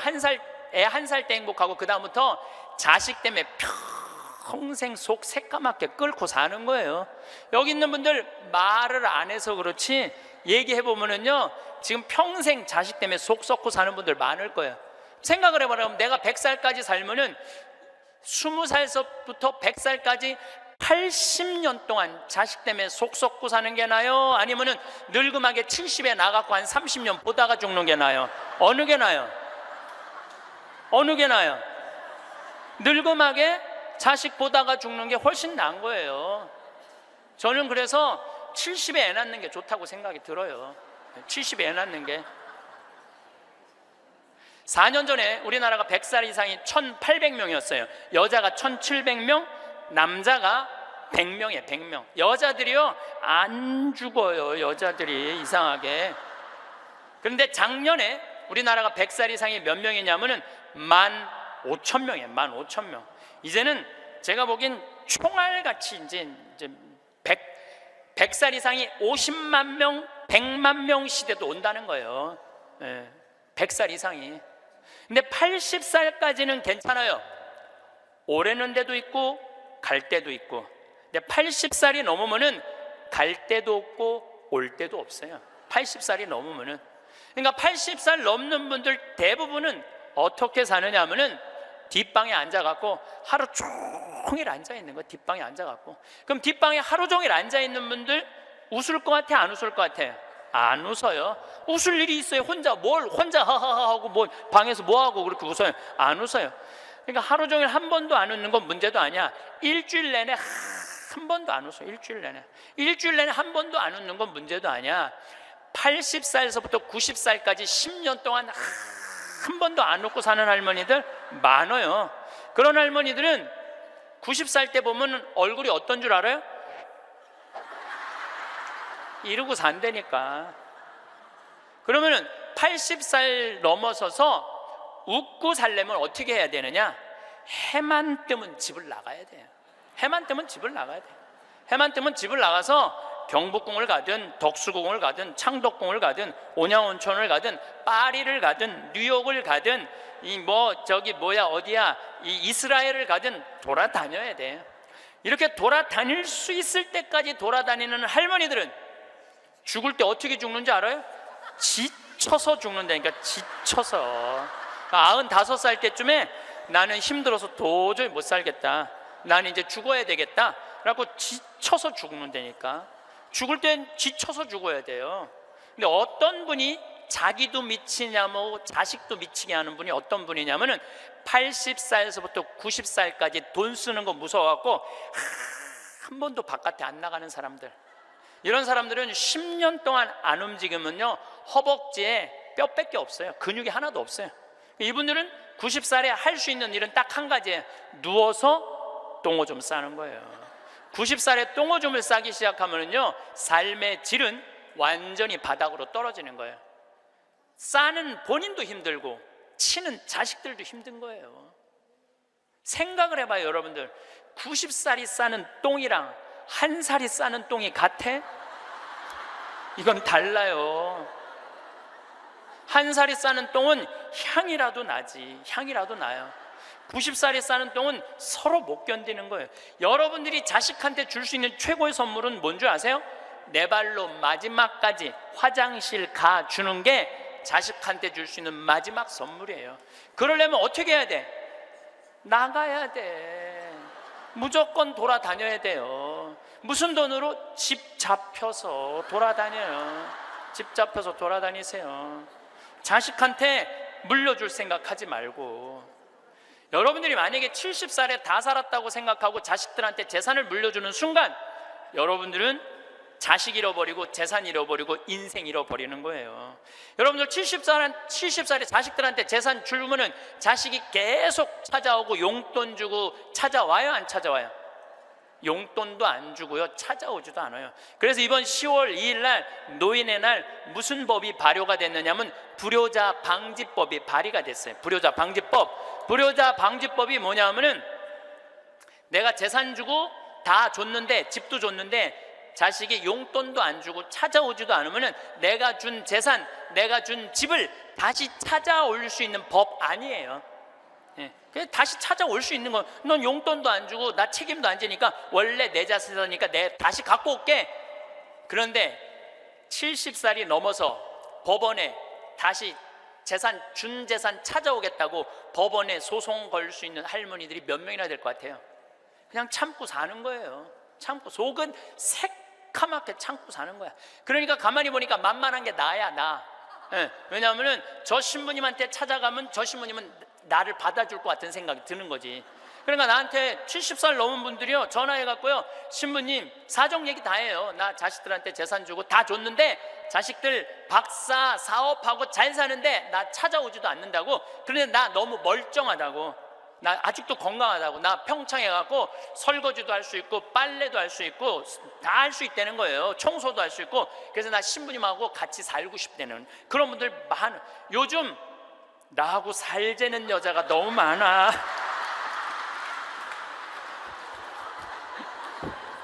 일년에 500명도 더 되는 것 같아. 그래서 제가 그 편지들을요, 지금은 다 모아놔요. 왜 모아놓냐면 그 내용이 기가 막혀요. 내용이, 내가 신부님 자식을 어떻게 키워서 어떻게 성공시키고 어떻게 재산을 물려줬는데 나한테 이럴 수가 있느냐고 그렇게 구구절절 편지 쓰는 분이 많아요. 그런데 그 자식 재산은 찾아올 생각하지 않고 내가 자식보다 낫게 생각이 드는 거지. 나하고 살자고, 나하고 살자고. 내가 직접 받은 전화인데 85살 된 할머니예요. 85살 됐는데 70에 아들이 그러더래요. 어머니, 나 이제 어머니 어차피 모셔야 되고 어머니도 이제 나하고 같이 살아야 되지 않느냐. 그러니까 나 5천만 원 있고 어머니 3억 있는데 그 돈 나한테 주면은 내가 아파트 분양 받아서 어머니 모시고 살겠다고. 자기는 5천만 원 투자하고 엄마는 3억 투자하고 자기가 모시고 살겠다고. 자기가 들어가서 사는 건데 말은 자기가 모시고 산다고. 근데 이 할머니가 이런 생각이 들었대요. 내가 살면 얼마나 사나? 아들이 아파트 얻겠다는데, 그래서 그 3억을 주고 들어가서 살기 시작했대요. 여러분들, 나이를 먹어서 자식이 내 집에 들어와서 사는 거랑 내가 자식 집에 들어가서 사는 거는 하늘과 땅 차이예요. 하늘과 땅 차이예요. 만약에 자식이 들어와서 사는데 마음에 안 들잖아요? 나가라고 그러면 돼.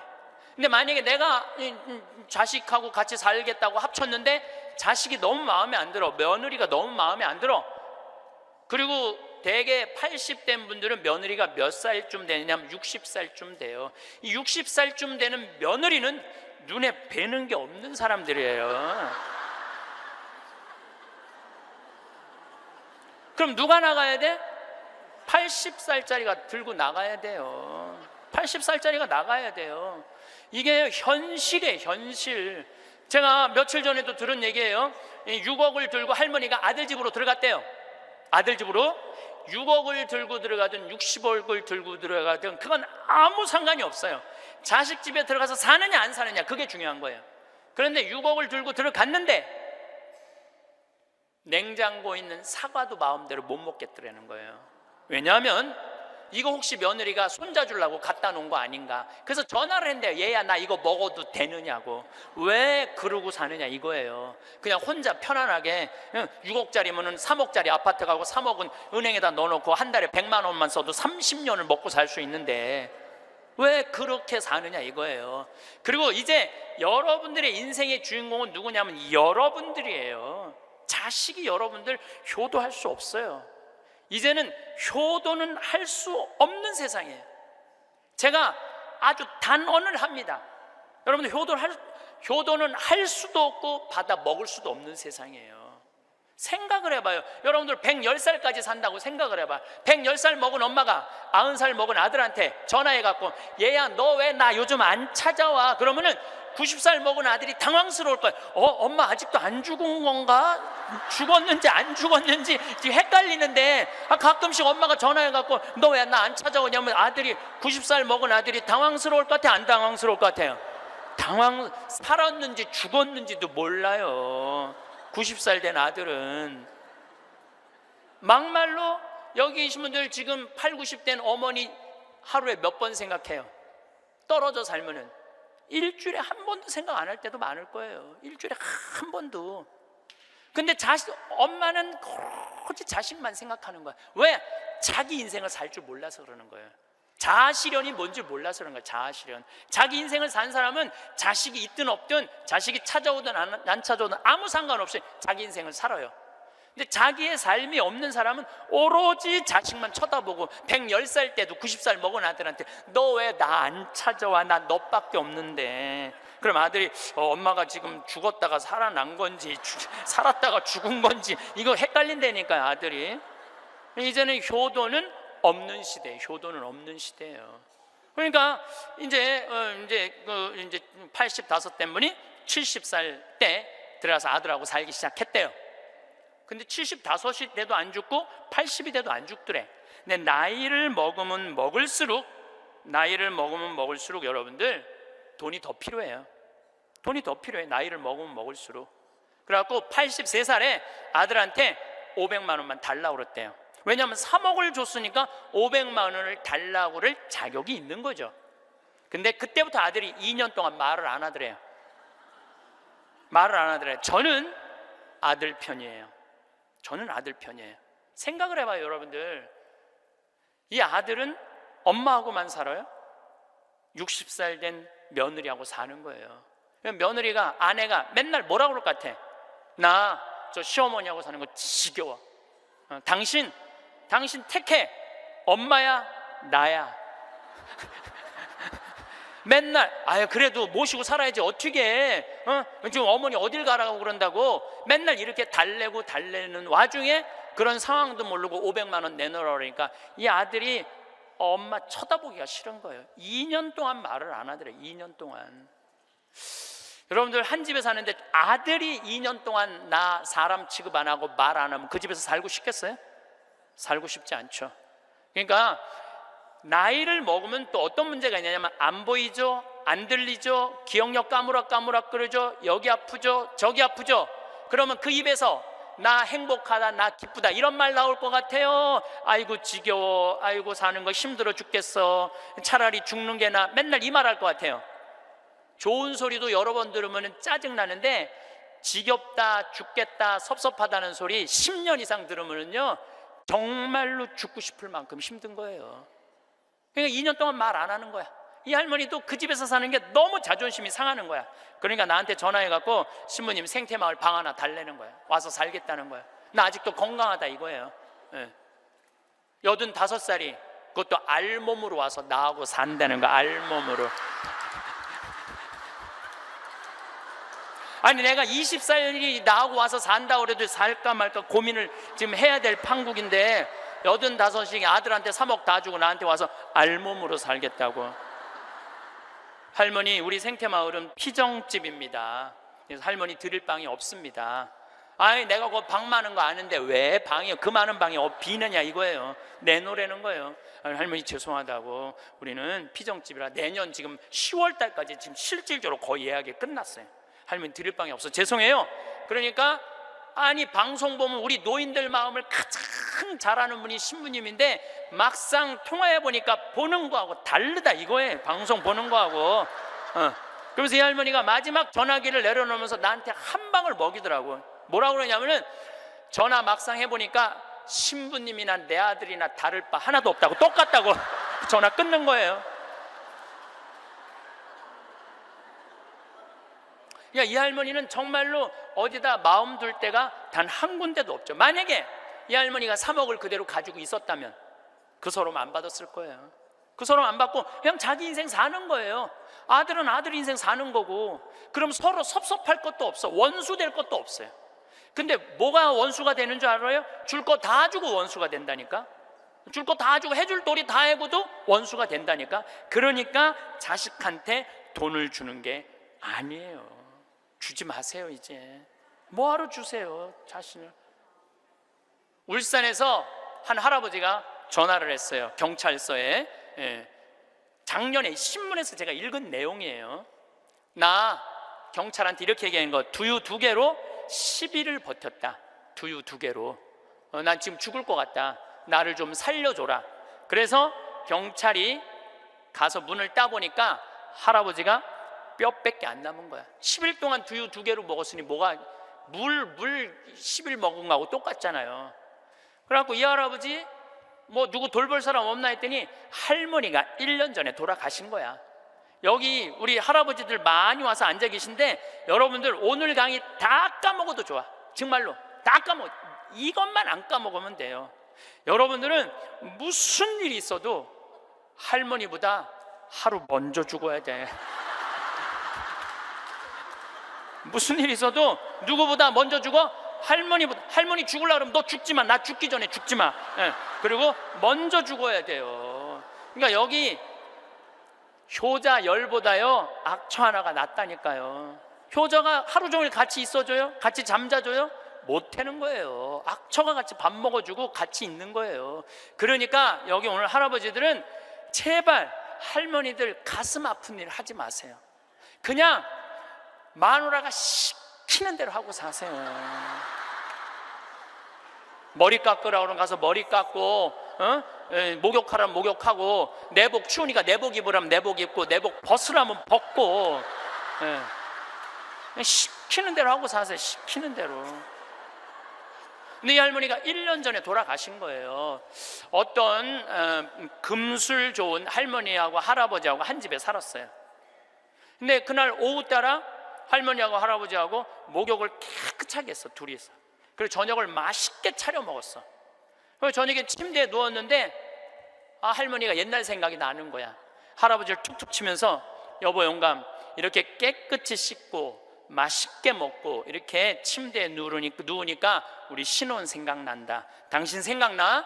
신혼 때 당신 이렇게 냉랭하지 않았어. 당신 신혼 때 잘 때 내 손 꼭 잡아주던 거 생각나 안 나? 딱 그런 거예요.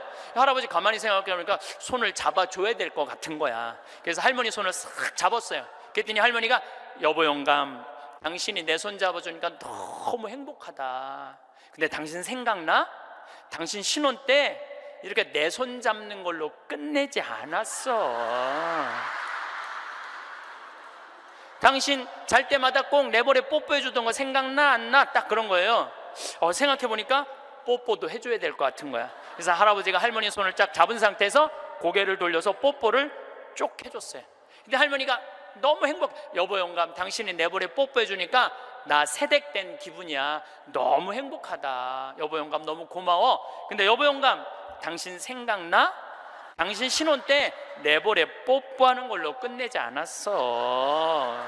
당신 그 이루 내기 잘근잘근 애무해 주던 거 생각나 안 나? 딱 그런 거예요. 그랬더니 그때서 할아버지가 얼굴이 울그락불그락 하면서 확 이불을 내던지고 나가버린 거예요. 그래갖고 할머니가 여보 영감 어디가? 문 열고 나가는 할아버지한테. 그랬더니 할아버지가 딱 문지방에 서서 할머니를 딱 째려보고 이렇게 말을 했어요. 기다려, 이빨 갖고 올 테니까. 딱 그랬다는 거 아니에요. 이제 여러분들 노인들은요 부부밖에 없어요. 정말 부부가 귀하게 여겨야 되는 거예요. 그런데 이 할머니가 1년 전에 돌아가신 거예요. 딸은 하나 있는데 교통사고를 하고 인사불성이 된 거예요. 딸은 인사불성이 된 거예요. 누구 돌볼 사람 없나 했더니 이 할아버지 3층짜리 빌딩을 갖고 있었던 할아버지야. 3층짜리 빌딩을 갖고 있고 그 옆에 4평을 달아서 거기서 폐지를 모으고 살았던 거예요. 거기서 월세도 나오는데 이 할아버지는 버는 법은 배웠는데 쓰는 법을 못 배운 할아버지예요. 쓰는 법을 못 배운 할아버지. 여기 계신 분들도 많습니다. 많아요. 정말로 개처럼 벌어서 짐승같이 써야 되는데 개처럼 벌어서 개처럼 쓰는 사람들 많아요. 제대로 돈의 가치답게 쓰지 못한 분들 너무너무 많아요. 많은 경우 여러분들 폐지 줍고 다니는 분들 많죠. 할머니 할아버지 그런 분들 중에 대개 자식들한테 몇 천만 원 몇 억씩 다 주고 자기는 폐지 줍고 다니는 사람들 많아요. 실질적으로 그러시지 마세요. 내가 행복해야 돼요. 내가 행복한 게 자식 도와주는 거예요. 그래서 제가 여러분들한테 보너스 하나 꼭 하시라고, 돈 안 들고도 할 수 있는 보너스. 내년 뭐 나중에 얘기지만은 내년 3월 25일부터 4월 20일 사이에 여기 해화동 서울대학 병원에 가세요. 서울대학 병원에 가면은 그 꼭대기 층에 식당이 하나 있어요. 그 식당에 가서 비싼 거 시키지 마세요. 쟁반 짜장도 팔더라고요. 그럼 3명이 갖고 쟁반 짜장 15,000원짜리 시키면은 셋이서 충분히 먹어. 거기서 한 11시 반쯤에 가세요. 괜히 12시 막 그 의사들 막 직원들 올라올 때 그때 가서 먹지 말고 미리 한 11시 반쯤에 가서 거기 가서 쟁반 짜장을 드세요. 왜 거기서 쟁반 짜장을 먹으라고 말씀드리느냐 하면은 거기서 보이는 경치가 경복궁, 창덕궁, 창경궁, 비원, 청와대까지 다 보이는데 막 새순이 막 돋아날 때 그 경치가요 너무 멋있어요.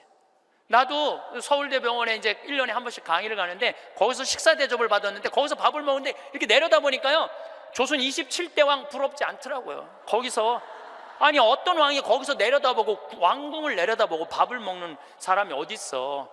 꼭 기억하셨다가 내년에는 돈 드는 게 아니야. 그냥 전철 타고 가서 그냥 들고 올라가서 몸빼바지 입지 말고 그날은 좀 럭셔리하게 입고 그날은 좀 럭셔리하게 입고 내려다 보세요.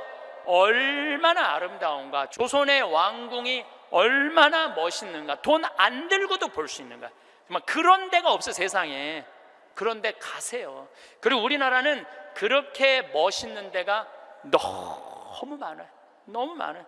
돈 많이 안 들고도 하루에 그저 5,000원, 10,000원만 들고 여기 춘천 막 벚꽃 필 때 전철 타고 춘천만 갔다 와도 얼마나 멋있어요. 나중에 하지 말고 제발 무슨 돈으로 집 잡혀서 나중에 하지 말고 제발 그렇게 좀 다녀오세요. 저는 이번에 남이섬을 2번을 갔다 왔어요. 남이섬을 2번을 갔다 왔는데 정말 멋있더라고요. 여러분들 내년 봄에 남이섬은 도시락 싸갖고 가도 되더라고. 도시락 이렇게 싸서 뭐 김밥 이렇게 싸갖고 마음 맞는 친구들이랑 갔다가 오세요. 매일 그렇게 다니세요. 그렇게 다녀봤자 하루에 뭐 5,000원, 10,000원밖에 안 돼. 신부님 그렇게 다 썼는데 그때도 안 죽으면 어떻게 해요? 걱정하지 마세요. 돈 다 썼는데도 그때도 안 죽으면 국가에서 용돈 20만 2,600원 나온다. 걱정하지 마세요. 그거 받아 쓰면 되죠. 뭘 걱정을 해요. 빚만 안 지면 돼. 근데 빚지는 것도 가만히 보면 나이 먹어서 빚지는 것도 본인이 빚지는 게 아니에요. 다 욕심 때문에 빚지는 거야. 자식 때문에 빚지는 거야. 얼마 전에도 할머니 할아버지들이 뭐 어디 해갖고 뭐 1,700억인가 다 사기로 날린 사람들, 사기만 안 당하면 돼요. 사기 당하는 이유도 여러분들이 다 욕심 때문에 당하는 거. 늙어서 무슨 투자를 해? 그냥 쓰다가 저기 또 돈 떨어지면 국가에서 하면 나오면 되지. 인터넷에 이런 모임도 있대요. 쓰죽해도 있대. 쓰죽해. 쓰다가 죽자. 이런 무슨 투자를 해. 괜히 쓸데없이 조이팔한테 투자해갖고 돈 날리고 그러지 마시고 그냥 맛있는 거 먹고 경치 좋은 데 다니고 그렇게 쓰세요. 제가 10년 전에 53,000원 나올 때 여러분들한테 이렇게 얘기했어요. 앞으로 20만 원 받는 시대가 올 겁니다. 이제 20만 원 나왔죠? 제가 또 말씀드릴게요. 앞으로 10년 후에 여러분들 60만 원에서 70만 원 나와요. 왜? 우리나라하고 경제가 비슷한 나라들은 다 지금 노인연금이 60에서 70만 원 정도 다 나와요. 우리나라하고 경제가 비슷한 나라들은. 우리나라만 안 하고 있는 거예요. 우리나라만 노인들한테도 안 하고 경찰한테도 안 하고 뭐 청소하는 사람들 아주 돈 안 주는 거지. 이거 다 올라와야 돼. 그리고 지금 기업에 있는 돈들 다 세금으로 뺏어갖고 그 돈 힘든 사람들한테 다 나눠줘야지 선진국으로 가요. 선진국으로 가는 길은 그 길밖에 없어요.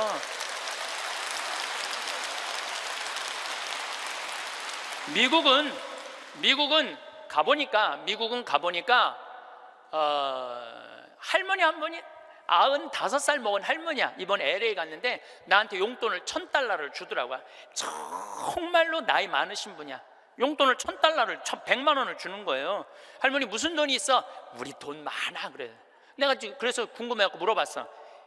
미국의 할머니들은 한 달에 돈 하나도 없는 분들 연금이 얼마 나오냐면 $800가 나와요. $800면 우리나라 돈으로 85만 원이 나와요. 85만 원. 그런데 85만 원뿐만 아니라 집도 없어 이런 분들은 그러면 아파트 월세까지 다 나와요. 시골은 200달러, 도시는 300달러 하거든 월세가. 그것까지 다 나오는 거니까 한 달에 100만 원 정도가 나오는 거야. 근데 만약에 이 할머니가 한 달에 100만 원을 줬는데 1년 연말 결산을 해봤는데 100만 원을 다 안 써서 50만 원밖에 안 썼어. 그러면은 이 할머니는 돈이 있던가 돈이 필요 없던가 하는 할머니라고, 그 다음에는 연금을 40만 원밖에 안 줘요. 그래서 미국에 다녀보면 할머니들이요 그 돈 쓰려고 얼마나 돌아다니는지 몰라요. 그러니까 쓰주캐가 생기는 거야. 쓰다 죽자. 그냥 나한테 용돈도 $1,000씩 주는 거죠. 내가 그 할머니한테 5년 전에도 나한테 만나서 그랬대요. 그래서 할머니 손을 잡고, 할머니 내가 한 5년 후에 여기 또 올 것 같은데 그때 또 봐요. 그랬더니 그때는 좀 생각을 해봐야 될 것 같아 그러시더라고요. 100살 때는 생각을 해봐야 되겠다 이거죠. 3만 달러가 통장에 넘었으면요 연금을 안 줘요 미국도. 그러니까 자기 통장에 3천만 원 밑으로 자꾸 만드는 거예요. 쓰라는 거예요. 근데 우리나라도 그렇게 갑니다. 분명히 그렇게 가요. 그리고 우리나라가 부정적인 요소도 많지만은 제 판단에는 앞으로 전 세계에서 가장 발전한 나라 중에 하나예요 우리나라가. 그러니까 걱정하지 마세요. 예수님이 걱정하지 말라고 해도 뭘 이렇게 쓸데없는 걱정을 많이 하고 그래.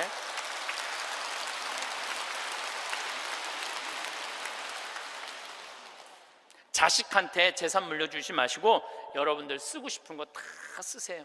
여행 다니고 싶은 거 여행 다니고, 먹고 싶은 거 있으면 먹고, 없으면은 안 쓰면 되지. 없으면 안 쓰면 돼요. 근데 있는데도 못 쓰는 사람들한테 하는 얘기예요. 있는데도 못 쓰는 사람들한테, 못 쓰는 분들한테 하는 얘기예요. 이제는 부모 자식 사이에 효도는 없어요. 아까도 말씀드렸지만 사랑밖에 없어요. 사랑만 남는 거예요. 부모 자식이 어렸을 때 얼마나 사랑했느냐 사랑하지 않느냐에 따라서 늙어서 자식이 찾아오느냐 찾아오지 않느냐가 결정되는 거예요. 나는 우리 어머니 아버지를 참 잘 만났어요. 참 좋은 어머니 좋은 아버지. 그 중에 어머니보다는 아버지를 잘 만난 것 같아요. 아버지를, 뭐 어머니도 좋지만 아버지는 그거보다 훨씬 좋아요. 훨씬. 난 어렸을 때 아버지하고 매일 미꾸라지 잡으러 다니고 메뚜기 잡으러 다니고 도토리 밤 주스러 다녔던 기억이 참 많아요. 그리고 시험만 우리는 시험 못 봤다고 혼났던 적이 한 번도 없어. 그런데 어쨌든 시험만 끝나면 아버지가 짜장면을 사서, 초등학교 때 우리는 항상, 나는 한 달에 한 번은 아버지하고 짜장면을 먹으러 갔어요. 내가 2년 전에 우리 형이 둘이거든요. 형들한테 이제 무슨 같이 놀면서 나 어렸을 때 아버지가 시험 끝나면 꼭 짜장면을 사줬어. 나 막내라 그렇게 사줬는 것 같아. 그랬더니 형들이 그러는 거예요. 너도 먹었냐? 우리도 시험 끝나면 꼭 먹었는데? 그러더라고요. 생각해보니까 열받더라고요. 나는 한 달에 한 번 먹고 아버지는 한 달에 3번씩이나 먹었던가 생각을 해보니까. 그러니까 어렸을 때 미꾸라지도 어떻게 잡았느냐면은 논에 보면 웅덩이 있죠 옆에, 거기 물 다 퍼내. 아버지하고 바가지로 다 퍼내면 그 진흙 안에 미꾸라지 많아. 그럼 그거 딱 잡아다, 그 잡는 그 느낌이 얼마나 좋은지 몰라요. 미꾸라지가 진흙을 딱 잡으면은 미꾸라지가 꾸물쭉꾸물쭉하고 막 생기는 거 있잖아요. 우렁도 있고. 참 행복한 시절 보냈어요. 그러니까 이제 아버지를 생각하면은 참 마음이 따뜻해요. 아버지를 생각하면. 근데 중학교 3학년 때 내가 옥상에서 밤에 담배를 피고 있는데 어험 소리가 들리더라고. 어험 소리가. 고개를 돌려보니까 아버지 뒷모습이야. 아버지가 내 담배 피는 걸 보고 내려가신 거예요. 너무 미안하더라고요. 왜냐하면 나는 손찌검 한번 하신 적 없는 아버지인데 그 좋은 아버지한테 담배 피는 모습을 중학교 3학년 아들이 보였으니 얼마나 미안해요. 그냥 아버지 쳐다보기가 정말로 얼굴을 두를 수가 없었어요. 근데 아버지가 하루가 지나도 말이 없고 이틀이 지나도 말이 없는 거야. 일주일이 지났는데도 말이 없으신 거예요. 그래서 난 이렇게 생각했어요. 깜깜해서 못 보셨나 보다. 이렇게 생각을 했어요. 근데 2주일이 됐는데 2주일째 누나가 나를 부르는 거예요. 막내야. 항상 저를 막내라고 부르거든요. 우리 집에서는. 막내야, 얘기 좀 하자. 그래 얘기해. 그랬더니 너 담배 피니? 그러더라고요. 나 담배 펴. 왜냐하면 그때 제가 중학교 2학년 3학년 고등학교 1학년 거의 3년을 학교를 거의 안 다녔거든요. 뭐 여러 가지 뭐 몸이 안 좋아갖고 뭐 학교 안 다니니까 할 일이 뭐가 있어? 맨날 그냥 담배나 피고 앉아 있는 거죠. 학교 다니면 담배 필 시간 없지만 학교 안 다니니까 담배 필 시간이 얼마나 많아요. 맨날 담배나 피고 있는데 너 담배 피니? 그래서 나 담배 펴. 그랬더니 아버지가 나한테 얘기하더라. 너 건강도 안 좋은데 담배 끊었으면 좋겠다고. 그러니까 우리 아버지는 아들한테 이 얘기를 하고 싶은데 직접적으로 말하면은 서로 간에 충격이 있을 것 같은 생각을 하신 거예요. 그러니까 내하고 제일 친한 누나한테 얘기를 한 거죠. 그래서 아주 정중한 나한테 부탁을 해 오신 거죠. 그때 내가 받은 아버지에 대한 감동은요, 이거는 지금도 나는 아버지가 세상에서 제일 커요. 아버지가 세상에서 제일 큰 분이에요, 내 인생에 있어서. 그러니까 지금도 한 달에 한 번 아버지를 안 보면은 내가 못 견뎌요. 보고 싶어. 막 보고 싶어요. 그래서 나는 요즘은 뭐 11월, 12월 내 시간이 하나도 없어요. 아버지 만나러 갈 시간이 없어. 그래도 내일은 내가 수원에 강의가 있거든요. 우리 집이 수원이니까 내가 아침에 나오면서 전화했어요. 아버지 같이 밥 먹자고. 그러니까 아버지하고 밥을 먹고 아버지를 쳐다보고 있으면 내가 행복해. 우리 아버지는 나이가 85살이에요 나는 해가 가면 갈수록 아버지가 더 좋아요. 해가 가면 갈수록. 나 시간 남은 수원 가서 여자 안 만나요. 아버지 만나지. 근데 아버지가 지난 10월 달에 우리 생태마을에 오셔서 산에 가셔서 산삼을 2뿌리를 캐갖고 오셨어요.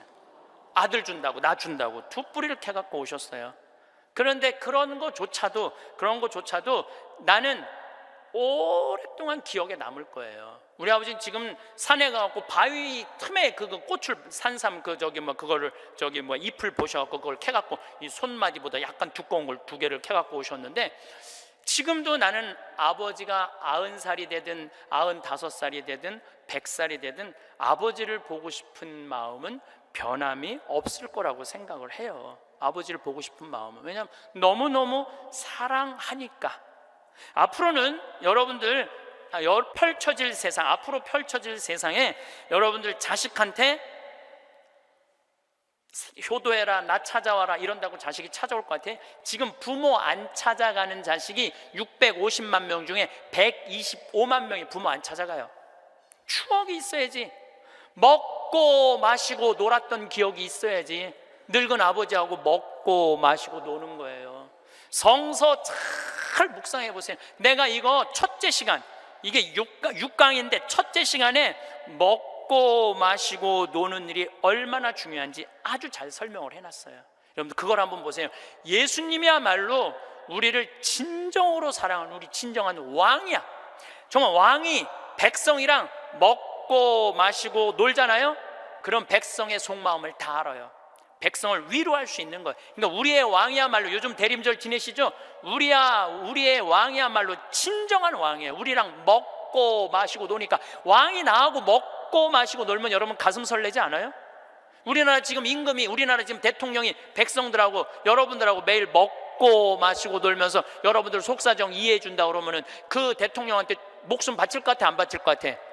대통령이 나하고 지금 청와대에서 와갖고 여러분들하고 여기 명동에서 같이 매일 먹고 마시고 놀면 목숨 바칠 것 같아, 안 바칠 것 같아요? 바치죠? 예수님한테 왜 여러분들 예수님한테 목숨 바치는 분들이죠? 우리의 임금이야말로 진정한 킹 오브 킹, 왕 중의 왕이다. 저는 요즘 이 먹고 마시고 노는 거 묵상하면서 예수님을 더 사랑하게 됐어요. 참 좋으신 분이에요. 해리 리버맨이라는 할아버지가 있어요. 이 할아버지는 나이가 몇 살이냐면은 104살에 돌아가셨어요. 미국, 원래는 유태인이야. 폴란드에서 너무너무 가난하게 살다가 어디로 갔느냐면은 미국으로 이민을 가갖고 뭐 정말 일을 많이 했어. 제조업도 하고. 근데 이제 77살에 은퇴를 했어요. 돈도 많이 벌고. 그래갖고 이제 미국에도 노인정이 있어요. 매일 노인정에 가갖고 할 일이 없으니까 맨날 체스를 뒀어요. 근데 81살에 같이 체스 두던 친구가 아파갖고 안 나와갖고 하루 종일 멍 때리고 있는데, 거기에 자원봉사자가 할아버지 친구 안 나왔다고 하루 종일 가만히 앉아있지 말고 옆에 화실이 있는데 그 화실에 가서 그림 좀 공부 좀 해보고 그림 좀 그려보라고 그럽니다. 그랬더니 이 할아버지가 이런 말을 해요. 나는 태어나서 지금까지 단 한 번도 붓을 잡은 적이 없다. 먹고 살기 바쁜데 무슨 붓을 그리냐. 물감이 어떻게 생겼는지도 모르고 도화지, 캔버스가 어떻게 생겼는지도 모른다. 근데 내가 무슨 그림을 그리냐. 이 81살 나이에. 그래도 할아버지 한번 가서 구경이나 해보시라고. 그래서 할아버지를 살살 꼬셔서 화실에 갔어요. 근데 이 할아버지가 화실에 가서 붓을 보고 물감을 보고 캔버스를 보는 순간 어떤 생각이 들었느냐면은 어렸을 때 폴란드의 그 아름다운 경치를 그리고 싶었던 거야. 그래서 붓을 들어 그림을 그리기 시작을 했어요. 근데 이 할아버지가 색깔을 조합하고 그림을 그리는데 프랑스의 샤갈이라는 화가보다도 그림을 더 잘 그리는 거야. 그래서 이 할아버지 별명이 미국의 샤갈이에요. 그래서 이 할아버지가 뭐 배울 것도 없어. 기본적인 몇 가지만 하고부터 전시회를 했는데 101살까지 전시회를 해요. 근데 101살까지 전시회를 하는데 나이 먹으면 보통 전시회하면은 동네에서 그런 식으로 하잖아요. 근데 이 할아버지는 그런 전시회가 아니야.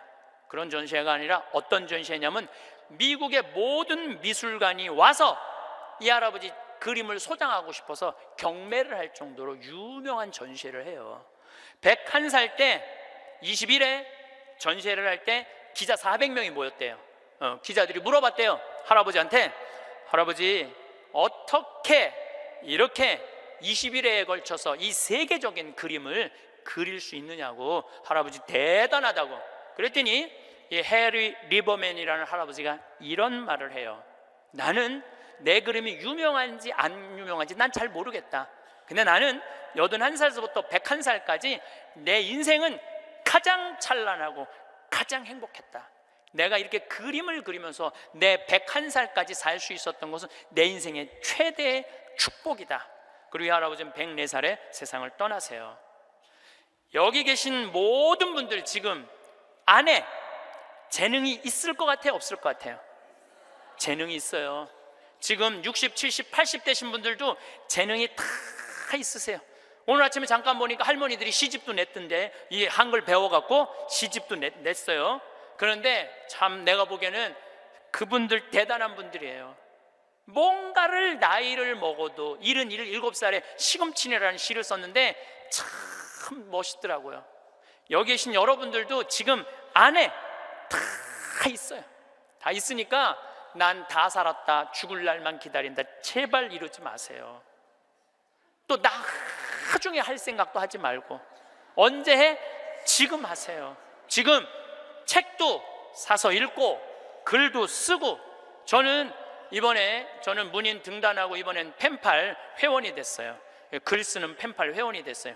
너무너무 재밌어요. 글 쓴다는 게. 그 펜팔, 내 국제 펜팔 회원이 된 이유는 그 펜팔 회에는 되게 노벨상 받은 사람을 초대해서 강의를 들어요.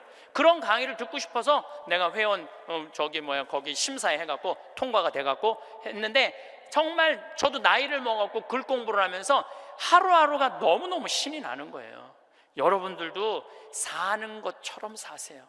제발 자식들한테 전화하고 그러지 말고, 그것도 110살에 전화해갖고 너 왜 나 안 찾아오냐 이러지 마시고 여러분들의 인생을 사시기를 바라겠습니다. 마침 기도로 제가 자식들하고도 가장 중요한 건 사랑입니다. 사랑에 관련된 성서 구절로 마침 기도를 바치겠습니다. 성부와 성자와 성령의 이름으로 내가 인간의 여러 언어와 천사의 언어로 말한다 하여도 나에게 사랑이 없으면 나는 요란한 징이나 소란한 꽹과리에 지나지 않습니다. 내가 예언하는 능력이 있고 모든 신비와 지식을 깨닫고 산을 옮길 수 있는 큰 믿음이 있다 하여도 나에게 사랑이 없으면 나는 아무것도 아닙니다. 내가 모든 재산을 나누어 주고 내 몸까지 자랑스레 넘겨준다 하여도 나에게 사랑이 없으면 나에게는 아무 소용이 없습니다. 사랑은 참고 기다립니다. 사랑은 친절합니다. 사랑은 시기하지 않고 뽐내지 않으며 교만하지 않습니다. 사랑은 무례하지 않고 자기 이익을 추구하지 않으며 성을 내지 않고 앙심을 품지 않습니다. 사랑은 모든 것을 덮어주고 모든 것을 믿으며 모든 것을 바라고 모든 것을 견디어 냅니다. 영광이 성부와 성자와 성령께 성부와 성자와 성령의 이름으로 아멘. 감사합니다.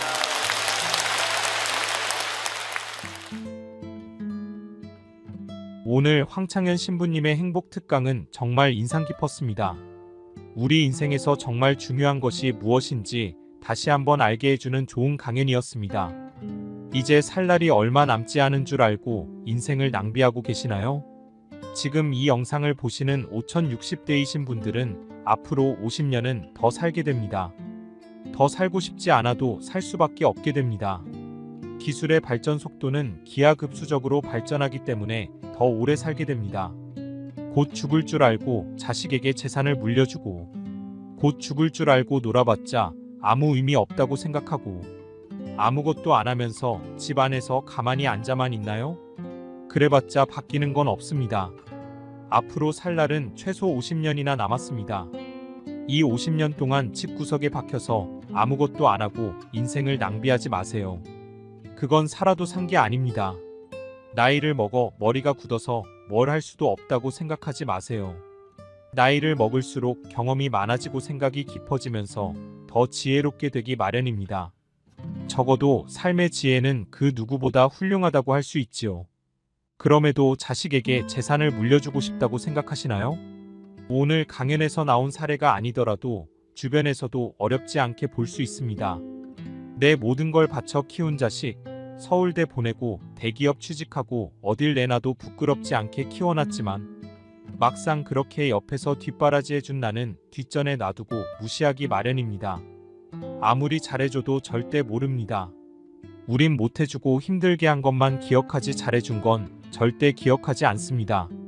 오히려 잘해줄수록 당연하게 생각하고 더 내놓으라는 태도를 가집니다.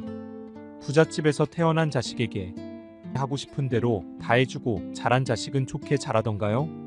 자기가 뭔 짓을 해도 좋아하고 도와주니까 사리 분별이라고는 하지 않고 은혜도 모르게 행동하게 됩니다. 사실 지금까지의 자녀 양육 방식은 다 틀렸습니다. 아낌없이 주는 나무처럼 다 내주는 건 실수였습니다. 자식에게 퍼주기 전에 나의 행복이 먼저입니다. 어머니와 아버지가 진정으로 사랑하지 않는 모습을 보이면서 자식에게 학원 보내주고 용돈 건네주면 어느 자식이 사랑이라고 생각할까요? 바로 옆에 있는 인생의 동반자도 사랑하지 않으면서 나에게 해주는 게 사랑이라고 느낄까요? 절대 그렇지 않습니다. 사실 21세기에 들어서 효도의 개념은 사라졌습니다. 지금 우리나라를 보면 유교 국가라는 생각이 드나요? 위아래가 나누어진 수직 관계의 개념보다 수평적인 관계로 바뀌어가는 추세입니다. 서양 문물을 많이 받아들이고 유교 문화와 과거 풍습을 내버리는 중입니다. 이젠 사랑밖에 없습니다. 부모와 자식 관계에서 효도를 생각하고 효도를 기대하지 마세요. 사랑이 아니면 어떤 관계도 더 이어질 수 없습니다. 부모에게 효도해야겠다는 생각을 가진 자녀는 이제 존재하지 않습니다. 부모의 재산을 노리고 돌보는 척을 해야겠다는 사람은 있을 수 있겠죠. 하지만 자식도 자신 챙기고 아내와 남편 챙기고 자식 챙기고 챙길 게 너무나 많습니다. 이젠 놔줘야 합니다. 사실 지금까지 자식에 대한 사랑이라고 했던 것들도 사랑이 아닙니다. 그저 내가 늙고 병들었을 때 나를 보좌해 주길 바라는 그런 투자의 개념이죠. 자식을 진정 사랑해서 했다면 무언가를 바라지 않습니다. 그저 사랑했기 때문에 주는 것이기 때문입니다. 투자해서 실패했다고 힘들어하고 후회하고 탓을 하는 게 아니란 말입니다. 기대하지 마세요. 이젠 뒤돌아서세요. 지금처럼 계속 살아선 절대로 바뀌지 않습니다. 자식보다 바로 내 앞에 있는 남편 먼저, 아내 먼저 챙기십시오. 사실 오늘 내용 다 기억하지 않아도 좋습니다. 이 영상을 보는 남편분들 딱 하나만 기억하세요. 아내보다 하루 일찍 죽으세요. 남편을 일찍 보낸 과부만큼 슬픈 게 없습니다. 이젠 달라져야 할 때입니다. 그렇다고 부담 갖지 마시고 일단 집에서 나오세요. 남편이나 아내와 같이 밖에서 밥이라도 한번 잡수세요. 자식에게 용돈 줄 돈 가지고 와서 밥 한 끼 같이 드세요. 그러고 산책도 좀 하시고 바깥 경치를 구경하면서 추억을 만드세요. 10년이 지난 후에도 기억할 만한 우리만의 기억을 만드세요. 그 기억들이 모여 서로를 이어주고 사랑을 부풀리고 삶을 행복하게 해줍니다. 우리는 순간의 행복도 정말 좋지만 지나간 기억의 회상에서 행복을 느끼는 게 더 큽니다. 어릴 적 친구들과 술 먹으면서 과거 얘기하면서 행복하다고 느낀 이유도 그렇기 때문이죠. 절대 부담 갖지 마시고 딱 하루만 그렇게 해보세요. 그냥 나가기라도 하시면 생각이 바뀔 겁니다. 오늘 영상을 통해 서로 사랑하고 화목한 가정이 되었으면 좋겠습니다. 앞으로도 유익하고 많이 웃으실 수 있는 영상 만들도록 하겠습니다. 유익하셨다면 구독과 좋아요, 댓글 부탁드립니다. 감사합니다.